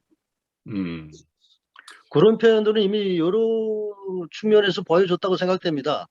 정확히 기억나진 않지만 이제 코로나임에도 불구하고 북이 일단 주동적으로 국경을 봉쇄했다는 거. 물론 경제에 대한 확신이 있었기 때문에 그랬을 수도 있겠지만 그 외에도 꼭 필요한 이런 물자들이 있음에도 불구하고 주동적으로 국경을 막았습니다. 네. 알겠습니다. 이제 한 3가지 정도 질문이 남았는데요. 우리 마지막 질문이 조금 시간이 더 걸릴 것 같아서 단문으로 묻겠습니다. 이 사회주의 문화 관련해서 비사회주의적 요소, 반사회주의 현상을 척결하겠다라는 표현이 있었는데 특별히 강조한 것 같아요. 이것도 뭐 오래된 숙제이긴 합니다만 네. 이번 결정문에서 특별히 강조한 이유와 비사회주의 요소와 반사회주의 현상이 어떤 건지 좀 설명해 주실까요? 네. 계기적으로 보게 되면 지난해뿐이 아니라 김정은 총비서 집권 이래 이런 부정부패라든지 각종 비리와의 전쟁을 선포한 측면이 굉장히 많았습니다. 네. 그러니까 이런 것들을 비사회주의 요소라고 보는데 가령 이제 간부들이 비리, 부정부패 이런 거는 당과 대중을 이탈시키는 엄중한 반사회주의적인 것으로까지 비판을 하고 있습니다. 네. 근데 개념적으로 보게 되면 비사회주의라고 하면은 사회주의 사회의 성격과 그 원칙에 맞지 않는 이런 개인이기적인 이득을 취하는 거 그리고 위법 현상이라든지 뭐 이런 것들을 염두에 둔 행위를 비사회주의라고 할 수 있고요. 반사회주의는 뭐 말 자체로 사회주의를 반대하는 이런 행위, 네, 이런 것들을 염두에 둘 수 있는데 거기에는 지금 사회주의 사회의 성격에 맞지 않는 부르주아 문화라든지 또 출판물이라든지 동영상물이라든지 뭐 이런 걸 받아들이려고 하는 행위 같은 거를 저 반사회주의라고 구분하는 것 같습니다. 그러니까 네네. 그 사회주의 사회에서는 어떻게 하나 그 부르주아 이념이라든지 자본주의 이념을 반대하기 때문에 그 사상 교양에 굉장히 집중하고 있습니다. 네. 네. 그런데 이제 그와 대치되는 다른 이론이나 행위 같은 게 자리 잡으면 안 되기 때문에 이런 거를 계속 네. 강조하고 있어 왔고요. 사회가 발전할수록 이 문제는 더욱 강해질 거라고 생각됩니다. 하나만 더 추가 질문을 드리고 싶은데, 평양 시내 이제 택시가 굉장히 많이 늘어났어요. 또 이 네. 현상을 두고 일부에서는 이제 북위 개혁 해방으로 나가려는 신호다. 그렇기 때문에 우리가 적극적으로 이런 것들 지원하고 후원해야 된다. 이런 입장이 있는 반면에 어, 김정은 위원장이 승리자동차 공장을 방문을 했어요. 그래서 우리 시내 다니는 무게도 전차인가요? 버스, 네. 네. 버스, 생산되는 걸 보면서 야, 평양 시내 택시들 돌아다니면서 속이 상했는데 이제 우리가 사회주의적 시책을 펼 수 있어서 정말 기쁘다. 네. 이런 기사가 나왔어요. 네네. 이 두 가지 중에 네. 북이 전념하고자 하는 네. 이건 어디에 있을까요? 아, 좀 전에 말씀하신 사회주의 문화, 비사회주의적인 네네. 문화와 관련해서 장마당이라든지 여러 네. 가지 자본주의 요소들이 들어오잖아요. 네네. 그러니까 이게 이제 북의 최고 지도자 입장에서 볼 때는 못마땅하다는 게 지금 느껴지는 거죠. 그러니까 아, 이런 게 점점 예. 그렇게 볼 수도 있겠습니다. 고난의 행군 이후에 그 사회주의 사회의 성격에 맞지 않는, 이념에 맞지 않는 적지 않은 시책들이 있었습니다. 사회주의 사회는 과도적인 사회입니다. 네. 과도적인 단계를 거쳐서 이제 완전 승리, 완성된 사회로 가는 과정에 이제 고난의 행군과 같은 그런 단계도 있었고, 그러다 보니까 사회주의 시책과 어긋나다고 볼 수도 있는 과도적인 시책들이 있었습니다. 네. 과정이 있을 수 있는 단계로 생각됩니다. 근데 이제 네. 김정성 비서가 자체로 생산한 버스를 보고 만족하며 이제 보기 싫었던 이전 그런 것들을 이제 이겨낼 수 있다는데 만족감을 표시한 게 대단히 당연한 거라고 생각됩니다.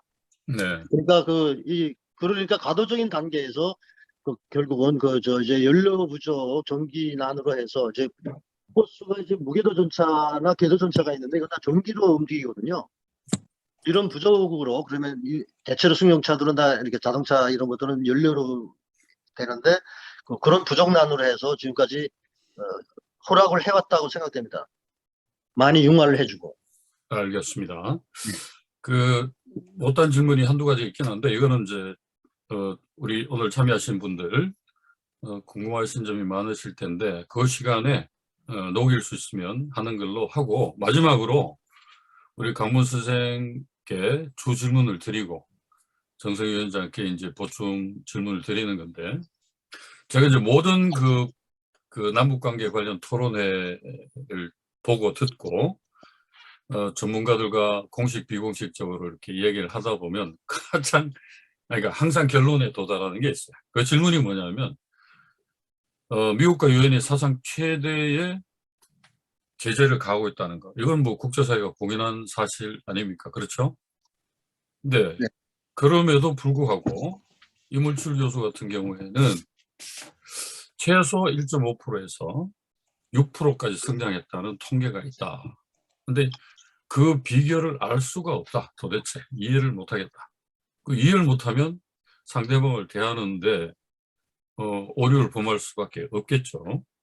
자, 이 시대의 수수께끼에 대해서 우리 강문 선생의 답을 한번 들어보고 싶습니다.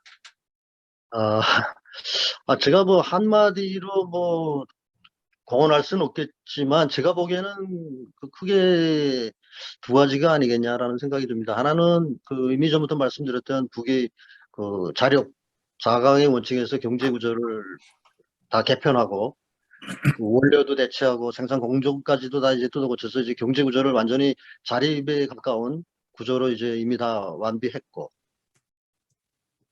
음. 그게 첫 번째고요. 그 과정에 이제 저 알곡 생산에서 자료할 수 있는 힘도 키웠고 뭐 여러 가지 문제가 있는데, 그리고 또 두 번째로는 그 체제적인 모성이라고 봐집니다. 그러니까 북에서는 이제 자본주의 사회 같은 경우에는 저만큼 돈을 쫓아야 하는 사회이지 않겠습니까? 네. 그렇지만 북 같은 경우에는 그 한 가지 생각, 하나의 사상, 일치한 행동으로 그 한 가지 교령에 따라서 움직이는 이런 특유 사회인 것입니다. 이런 걸 보고 북에서는 일심단결이라고 말하며, 그게 네. 바로 정치 사상적 위력으로 평가합니다. 그런 게 아닐까 싶습니다. 예. 기대에 네. 비해서는 굉장히 간단하게 대답하셨는데 우리 네. 최근에 이제 제가 볼 때는 이제 사회주의든 자본주의든 경제의 기본 요소가 네 가지입니다. 하나는 이제 노동, 또 하나는 이제 원자재, 원료, 또 하나는 이제 자금, 또 하나는 이제 시장이거든요. 이 노동과 이제 노동에 있어서 이제 사람의 이제 정신력을 폭발시키는 이런 체제적인 우월성은 충분한 것 같습니다. 그리고 원자재 문제에 있어서도 이제 국산화라든지 국내 예비를 총동원하는 이런 걸 이제 위주로 가는데, 여전히 이제 원유라든지 이런 부분은 서해안에서 개발이 됐고, 그 다음에 남포에 거대한 저유수가 있어가지고 이미 가동이 된다는 썰도 있고, 그런데 이제 석탄을 위주로 해서 최대한 발동을 하고 있는 것 같고요. 그 다음에 자금 문제에 있어서는 이제 여전히 취약하죠.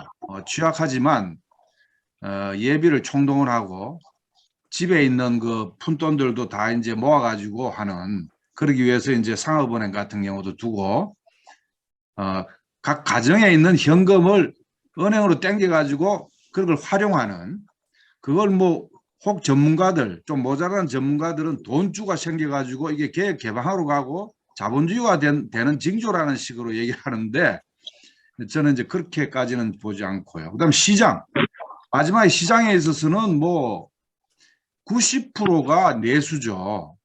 그리고 대외 무역 5% 내지 수출입이 10%, 그 중에서도 수출입의 90%가 중국인데, 지금 코로나나 제재로 이제 막혀 있고, 중국이 사실은 자기 발전 계획에 따라서 또 미국의 압력에 따라서 북중 간의 조중 간의 혈맹에 기초해서 충분히 지원하지 않고 있다는 것은 우리가 다 아는 사실인데, 때때로는 그런 것 같아요. 중국이 지원해줘도 싫다.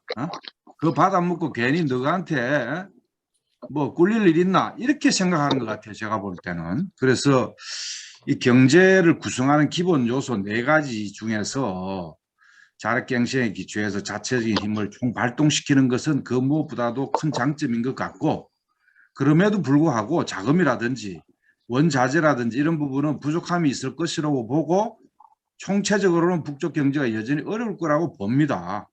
그런데 진보 일각에서는 북쪽이 잘 살고 있다, 끄떡없다, 너무 큰 소리 치는 경우가 있는 반면에, 보수 쪽에서는 또 고난의 행군처럼 갈 것이다, 북쪽이 머지않아 망한다는 식의 이 양극단의 시각이 있어요. 그래서 이 정보와 자료가 없어서 우리가 충분히 객관할 수는 없으나, 정말 냉정하게 정확하게 보고, 그다음에 주체적 관점에서 보고, 민족 단결의 관점, 민족 주체적인 관점에서 보고, 이 정말 남북 평화 협력이 되면은 이재명 후보는 5만 달러를 그랬는데, 지금 3만 달러도 남쪽이 골고루 나눠 가지면 한 집안에 1억입니다. 1억 2천이요.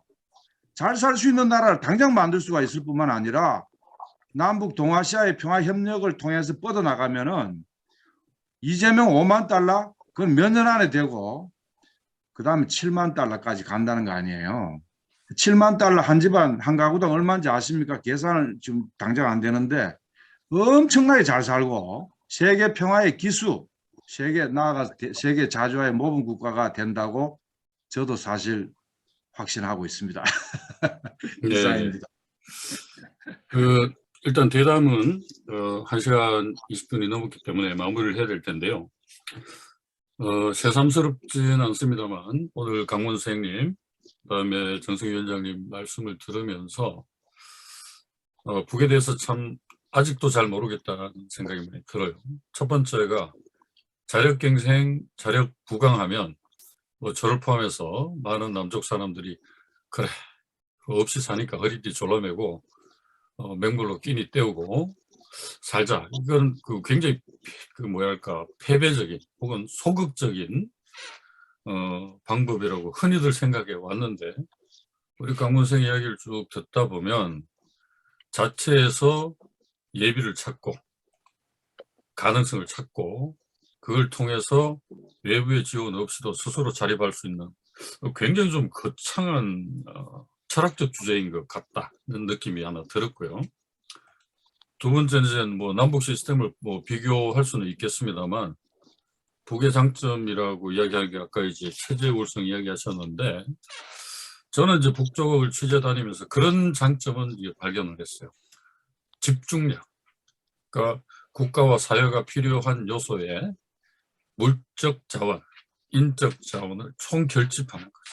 그래서 평양제일중학교, 금성중학교 같은 영재 교육 시스템을 최대한 발휘해서 자체가 가지고 있는 역량을 한 군데로 집중하더라. 야, 이건 참 부럽다. 우리처럼 각자 도생이 아니라 이런 점을 우리가 좀 차용할 수 있지 않을까 하는 생각이 들었고요. 마지막으로 지금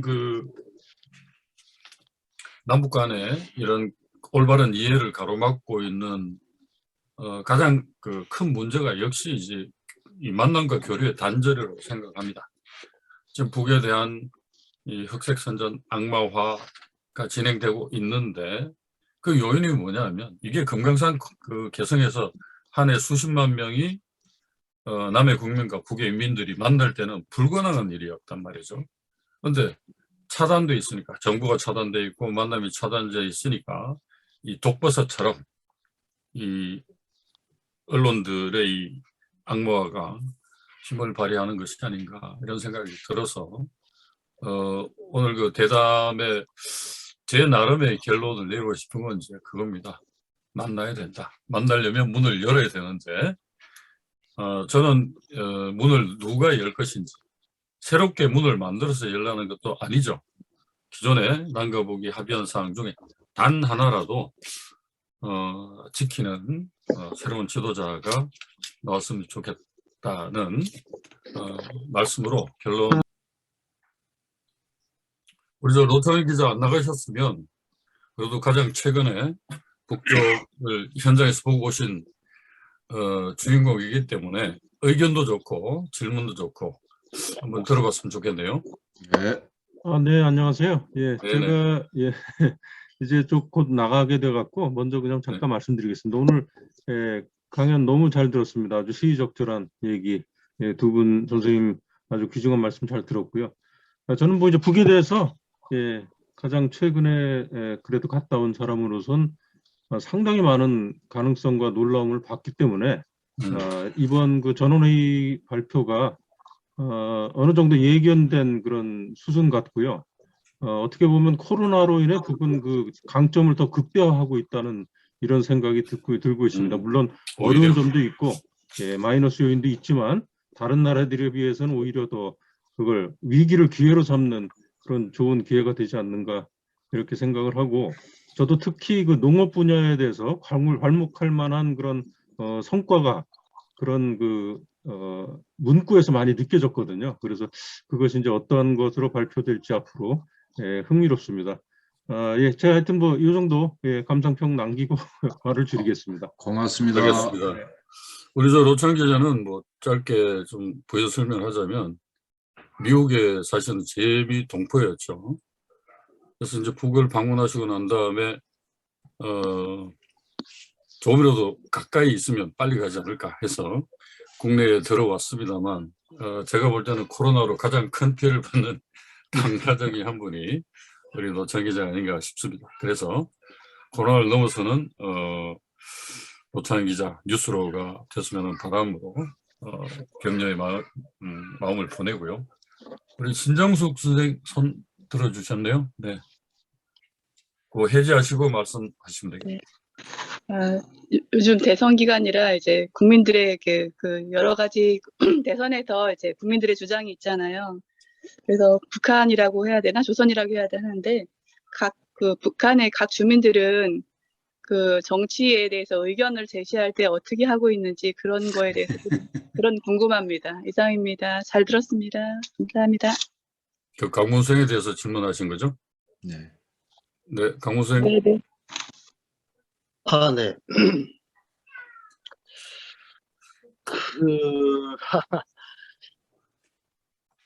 정치에 대한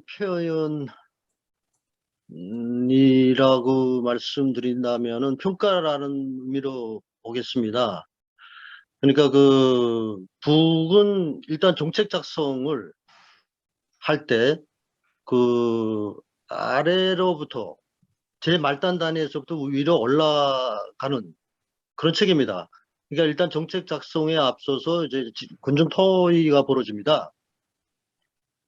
그러니까 그게 매 소속 단위들에서 이제 회의 협의회 형식으로 모여 앉아서 이제 위에서 제시한 정책적인 문제에 대한 토의를 거쳐서 종합이 돼서 중앙에 집중돼 가지고 중앙에서 결정하는 이런 시스템입니다. 그에 따라서 이제 모든 정책이 발표가 되고. 이게 민주주의에 대한 접근 방식과 이해가 거의 180도 다르기 때문에 이건 뭐 별도로 하나의 주제로 삼아서 토론을 해도 날밤을 새지 않을까 싶은데, 대신에 제가 어디선가 주워들은 얘기를 하나 드리면, 미국이 이제 중국에 대해서 일당 독재라고 비판을 할 때 후진타오 시절이었던 것 같아요. 이렇게 대답을 했답니다. 당신들은 길어야 8년, 짧으면 4년 만에 대통령도 바뀌고 정책도 바뀐다. 종잡을 수가 없다. 근데 우리는 최소한 50년, 100년 내다보고 인민을 위한 정책을 편다. 누가 이겨도 이제 나중에 두고 보자. 뭐 이런 얘기를 중국 지도부가 했다고 그래요. 뭐 의미에 대해서는 알아서들 해석하시고, 그처럼 다릅니다. 근데 이게 틀린 건 아니죠. 누가 절대적으로 옳고 누가 절대적으로 잘못했다고 접근하는 것만 우리가 넘어선다면, 아까 제가 이제 말씀드린 대로 자력갱생이라는 게 그냥 없어서 하는 게 아니라 뭔가 철학이 있는 전략 노선이구나, 이렇게만 우리가 받아들여도 전혀 다른 해석이 가능하지 않을까, 그런 생각이 듭니다. 네. 또 질문을 해주시면 좋겠는데, 제가 이제 지명을 하겠습니다. 우리 이병록 제도께서 코만 만지작거리고 계신데 하실 말씀이 좀 많으실 것 같아요. 뭐 미사일 발사 문제도 있고. 우리 이병록 제도님 말씀하실 수 있으면 마이크 좀 열어주시죠. 예. 저는 오늘 이동하고 회의하느라고 좀 늦게 들어와가지고 좋은 말씀을 못 들은 것 같습니다. 제가 항상 주장하는 것은, 우리 진보나 민주주의에서는 발본색원이라 하면 뿌리를 쳐내야 되는데 맨날 가지나 잎사귀 가지고 싸우고 있어요. 그래서 근본 뿌리는 뭐냐? 결국 안보가 뭐 기타 다른 분야에서도 기울어지는 운동장이라고 얘기하는데, 저는 안보는 기울어지는 운동장이 아니고 절벽이다. 근본 뿌리는 뭐냐? 북한에 대한 두려움입니다. 특히 보수가 두려움을 많이 가지고 있는데, 그럼 남북한 군사력을 한번 객관적으로 한번 비교해보고 누가 안보 역량이 뛰어난가를 보자. 그래서 그 두려움이 없어지면은 미군에 대한 의존성이 없어지고, 미군에 대한 의존성이 없어지면은 뭐 전자권 문제, 주둔비 문제, 뭐 양한미 연합 문제, 뭐 모든 문제가 다 해결되는데 왜 가지만 가지고 싸우고 있는가, 저는 항상 좀 그런 생각을 들었습니다. 다행히 이제 제가 이번 쭉 주문 강의를 하는데, 이번 수요일 날 제가 남북한 군사력 비교를 한번 합니다. 이번 다행히도 민주당 목 캠프에서도 한번 강의를 해달라 그래가지고 7시 반에는 개인 강의, 9시에는 민주당 목 캠프에 해야 되고, 정말 청와대 들어가거나 행정부 들어가거나 하는 사람은 남북 군사력에 대한 객관적인 실체를 알고 접근을 해야 돼. 뿌리가 특별하지 않는데 어떻게 좋은 정책이 나오겠습니까? 그래서 뭐 그 말씀만 드리고 네. 드리도록 하겠습니다. 예. 네네. 잠깐만요. 이준석 후보백 손들어 주셨는데, 우리 제동님 강의를 따로 한번 해야 될 것 같습니다. 이거 굉장히 중요한 전략적인 문제이기 때문에 우리 정부 당국자들이나 군부가 북에 대해서 잘못 알고 있기 때문에 미국에 의존한다. 그런 두려움만 없으면 얼마든지 남북 간에 서로 협력해서 새로운 앞길을 열어나올 수 있는 건 아니냐. 이 미국에 대한 두려움, 가지치기 하지 말고 뿌리를 뽑아라 이런 얘기를 하셨는데 의미 있는 제안이었다고 생각을 하고요. 그런 자리를 한번 만들어야 되겠습니다. 우리 천만정 생, 예, 우리 지역에서 정말 열심히 헌신하고 네, 네. 계신데 제가 지역의 고민을 포함해서 한번 이야기해 주시면 좋을 것 같아요. 여기 뭐 예, 반갑습니다. 오늘 많은 도움이 됐고요. 특히 또 평화철도에서 진행하는 부분에 대해서 자주 참석하지 못해서 정말 죄송합니다. 그리고 오늘은 여러 가지 말씀을 잘 들었고요. 저는 정성희 소장님 의견이나 어떤 입장 그런데 거의 이제 수렴돼서 하고 있습니다. 오늘 토론을 위해서 두 가지만 질문을 하면, 하나는 세계적으로 사회주의 체제 변화 과정에서 좀 이른바 1인 1표제로 넘어간 나라들 말고 중국, 쿠바, 베트남, 북한 이런 정도인데요. 지금 중국, 베트남 이런 데는 기본적인 사유재산을 인정하는 자본주의는 아니지만 시장 경제를 다 도입을 한 것이고, 쿠바도 최근에 헌법 개헌 이런 걸 통해서 그쪽에 관광산업 중심 소상공인들이 많았으니까요. 그런 것들을 일정 부분 소유를 인정을 한 것 같습니다. 근데 이제 북한 같은 경우에는 고난 행군 이후로 밑에서부터 시장이 형성이 됐는데 김정은 위원장 체제 이후에 그런 시장화를 계획경제에 포함되어서 진행하는, 말하자면 우리식 경제관리 제도를 개선해 나가는 데 집중했고, 또 그 속에서 사유재산 일부분 이런 것들이 되지 않는 기존 체제를 이제 보완 또는 정비하는 이런 과정을 겪어왔습니다. 질문은 이번에 코로나 전국을 통해서 철저히 봉쇄를 하면서 내부 경제관리 제도 개선에 일정 부분 성과를 거두었다. 여기 아까 군수 민수부터 시작해서 여러 가지 뭐라고요? 공업 이게 마찬가지인데. 물리치료 학습 같이 할게요. 예, 죄송합니다. 자본이 많아서. 그래서 정리를 하면 우리 오늘 강연해 주신 분이 보실 때 북측의 경제관리 제도 개선, 우리식 경제관리 제도가 자력갱생 이 과정 코로나 전국을 통해서 앞으로 어느 정도 발전할 것인가. 여전히 달러라든지 유화를 사용하고 있고 상업은행을 통한 어떤 투자, 자금 회전 이런 부분 잘 되고 있지 않는 상태인데 북한의 경제관리 제도 개선에 대한 전망은 어떤가? 이런 부분 한 부분 하고요. 이 두 번째로는 정 소장님 의견에 저는 동의하는데 북한도 어려운 부분들이 있거든요. 그래서 남측에서 저처럼 이제 경제 교류 협력이라든지 이런 경제 교류 협력에 많은 관심이 있는 분들이 있는데 북측은 근본적 문제 해결을 전제로 해서 지금 현재 다 막고 있거든요. 실제로 남한에서 올라가는 것을 허용하지 않는다 이러는데 이후 북의 이런 4차 전원론 이후에 지금 아까도 말씀하셨지만 국경 개방을 일부분 할 수 있을 것 같은데요. 이후에 남측에서 보수 이런 거 말고 경제 교류 협력을 통해서 남북 관계를 이어가려고 하는 이런 데 대한 북한의 자력경쟁에 기본하지만 이런 데 대한 입장의 변화 또는 예측 이런 것이 어떤 것인가 좀 여쭙고 싶습니다. 이상입니다. 네, 강훈 선생님 아, 네. 질문 두 가지를 하셨는데 네. 근본적인 문제인데요. 우선 네. 우선 질문을 답변을 해주시고 네. 추가로 보충하도록 하겠습니다. 네, 그 첫 번째 질문에 대해서는 북의 자력갱생에 기초한 그 경제 구조나 경제 관리 방향에 대한 질문으로 제가 받아들였습니다. 네.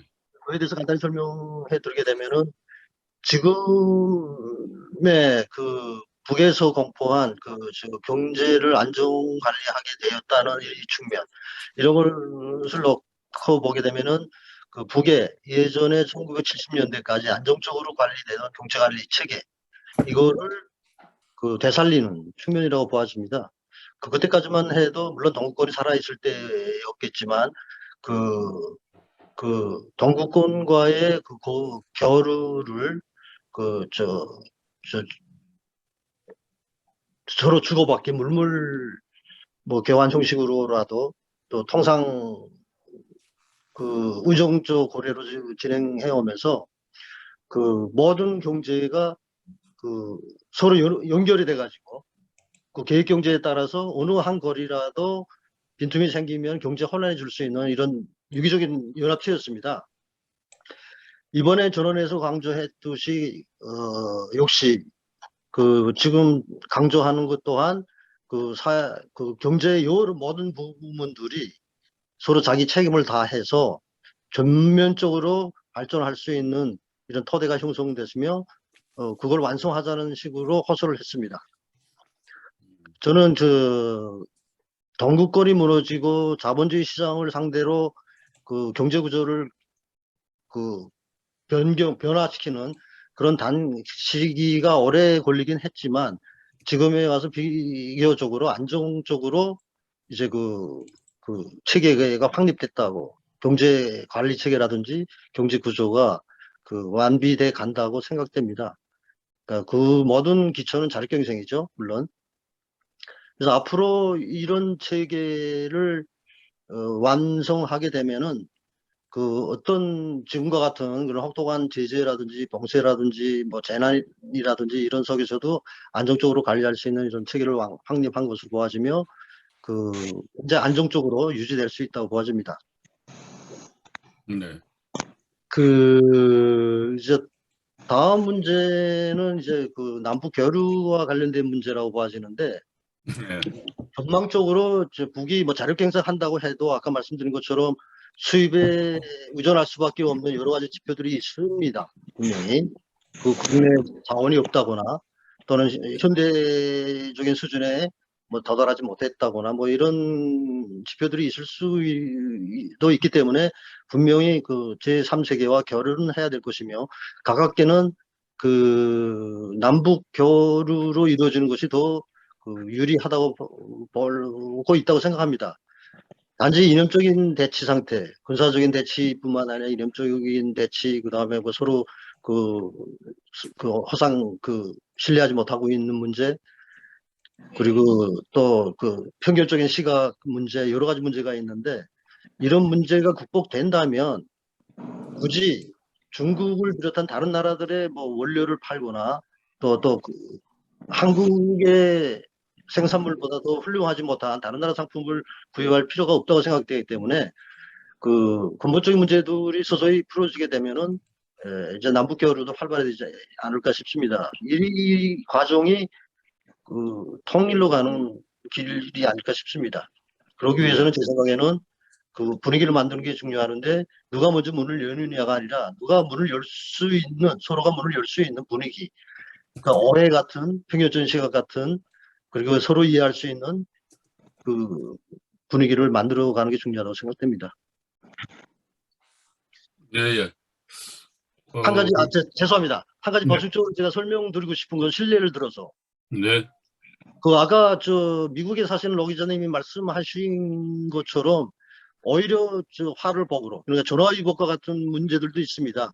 가령 선군 시기에, 고난의 행군에 이어서 선군 시기에는 국방력 강화를 위해서 북에서 절실히 필요한 전력 생산에도 필요하고 여러 측면에서 필요한 석탄을 수출했습니다. 근데 봉쇄로 수출이 막혔습니다. 네. 그 수출이 막힌 만큼 그 석탄 자원이 화력용으로 지원이 됩니다. 그래서 전기 문제가 풀렸고, 이래서 전기가 있으면 공장이 돌아가고, 공장이 돌아가면 물품이 충분히 생산이 됩니다. 그러니까 이런 측면을 한 가지만 봐도 그 전화위복의 계기가 됐다는 점도 공감이 되게 됩니다. 네. 알겠습니다. 우리 전 선생님 답변이 됐는지 모르겠습니다만 워낙 방대한 질문을 주셨기 때문에 주기하시느라 고생이 많았던 것 같습니다. 정부의 신영배 위원장님이 질문을 주셨는데 북에서 농업혁명이 일어나고 있다면 경기 중부에서 안양 군포에서 통일혁명이 일어나고 있습니다. 그 주인공 중에 한 분이신데 우리 신영배 집행위원장님 질문해 주시기 바랍니다. 네, 질문이라기보다는 의견을 조금 드리면, 네. 이게 외교 안보나 이런, 또 남북 관계나 북미 관계나 이런 데 있어, 너무 이래 흑백 논리, 강대강 이렇게 가서는 안 된다고 봅니다. 지금, 우리가 미국이 상수라고 보잖아요. 미국은 변하지 않을 거다. 그럼 미국이 변하지 않는다고 또 우리는 또 계속 거기에 강대강으로 가야 되느냐. 이 강대강에 그 정국이 너무 오래 가고 있다. 정치는 생물이라고 하지 않습니까? 네.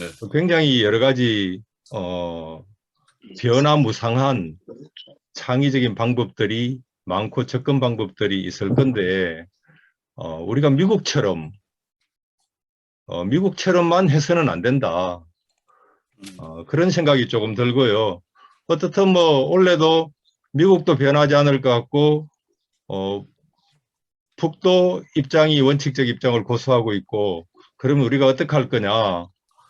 굉장히 많은 과제가 있는 것 같습니다. 그래서 특히 올해는 또 대선과 지방선거가 있습니다.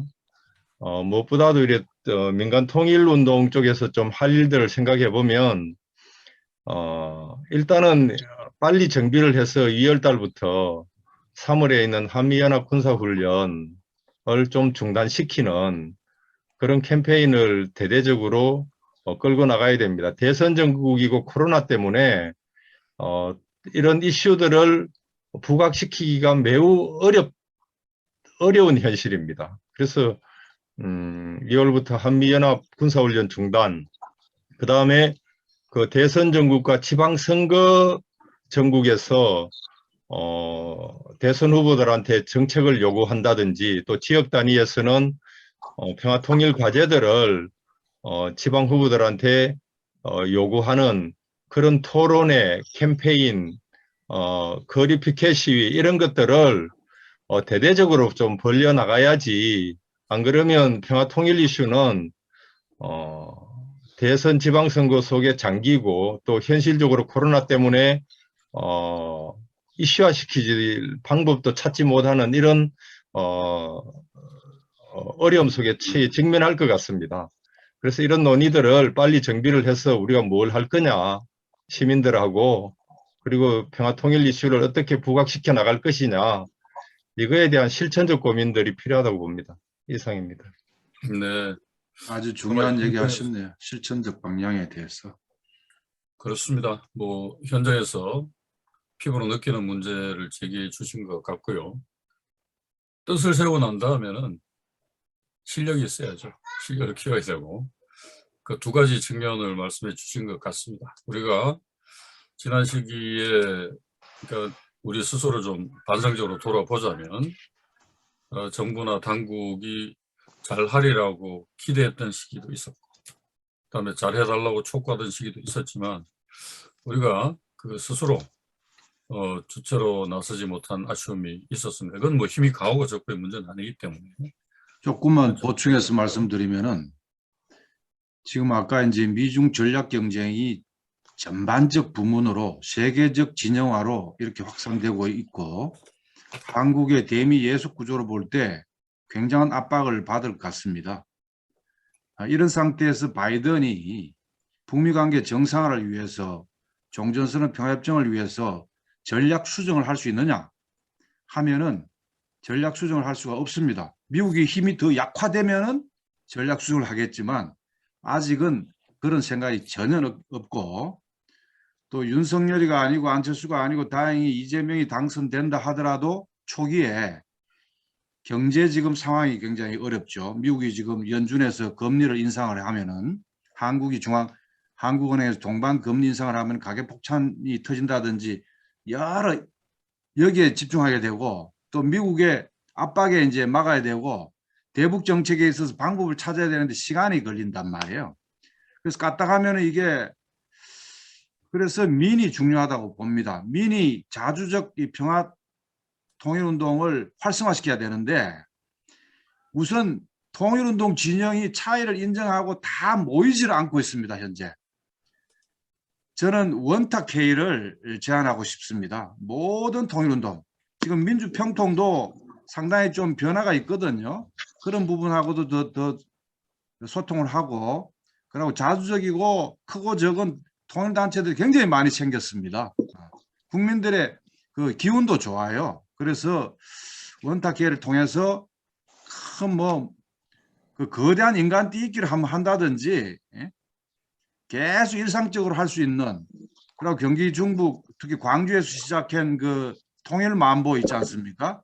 건강 걷기와 이 자주 통일을 전맥시킨 일상적인 이 시민 참여형의 통일운동 이런 부분을 활성화시키고 모든 통일운동 세력이 해서 민이 먼저 나설 때 이 정부가 더 촉진하고 이렇게 할 수가 있지 않겠나 싶어요.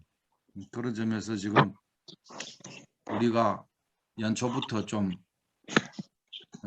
열심히 해야 될 것 같습니다. 예, 알겠습니다. 뭐 대안까지 제시해 주셨는데 규모가 크든 작든 한 자리에 모여서 고민과 대안을 모색하는 그런 노력은 반드시 필요할 것 같습니다. 기존의 틀도 있지만 기존의 틀이 제 역할을 다 한다면요, 뭐 거기 힘을 모으는 게 방법이 될 것이고 그렇지 못하면 어떤 제약도 없이 과감한 시도가 필요하지 않을까 생각을 합니다. 시간이 2시간이 거의 다 돼갑니다. 오늘 여러 가지 어려운 여건에서도 최근에 우리가 잘 들을 수 없는 새로운 정보 또 입장 또 앞으로의 그 전망에 대해서 말씀해 주신 강문 선생님 감사드리고요. 아까 좀 생략을 했습니다만 짧게 소회와 뭐 당부도 좋고 갈무리하는 말씀 듣고 가겠습니다. 강문 선생님. 네, 감사합니다. 솔직히 말씀드리면은 제가 이런 자속에서 발언할 수 있다는 게 사실 대단히 감사하고요. 그러니까 여기까지 오는데 시간이 많이 걸렸습니다. 저 같은 북에서 온 사람들에 대한 그 한국 분들의 그 시각, 특히 그 운동권이나 통일운동계에서는 더욱 신랄하기도 했지만, 저는 앞으로 저 개인적으로 당부하고 싶은 것은 지금 서로 많은 오해를 가지고 있는 한민족인데 서로 오해를 풀 수 있는 이런 분위기가 많이 진행되었으면 좋겠습니다. 감사합니다. 네네. 오늘 참가해 주신 여러분들에게 주말 아침인데 참가해 주셔서 고맙다는 말씀 드리고요. 새해 건강하시라는 인사, 그다음에 다시 만나자는 약속으로 오늘 토론회 마치도록 하겠습니다. 참가해 주신 여러분 모두 고맙습니다. 박수로 마무리하겠습니다. 고맙습니다. 다시 만납시다.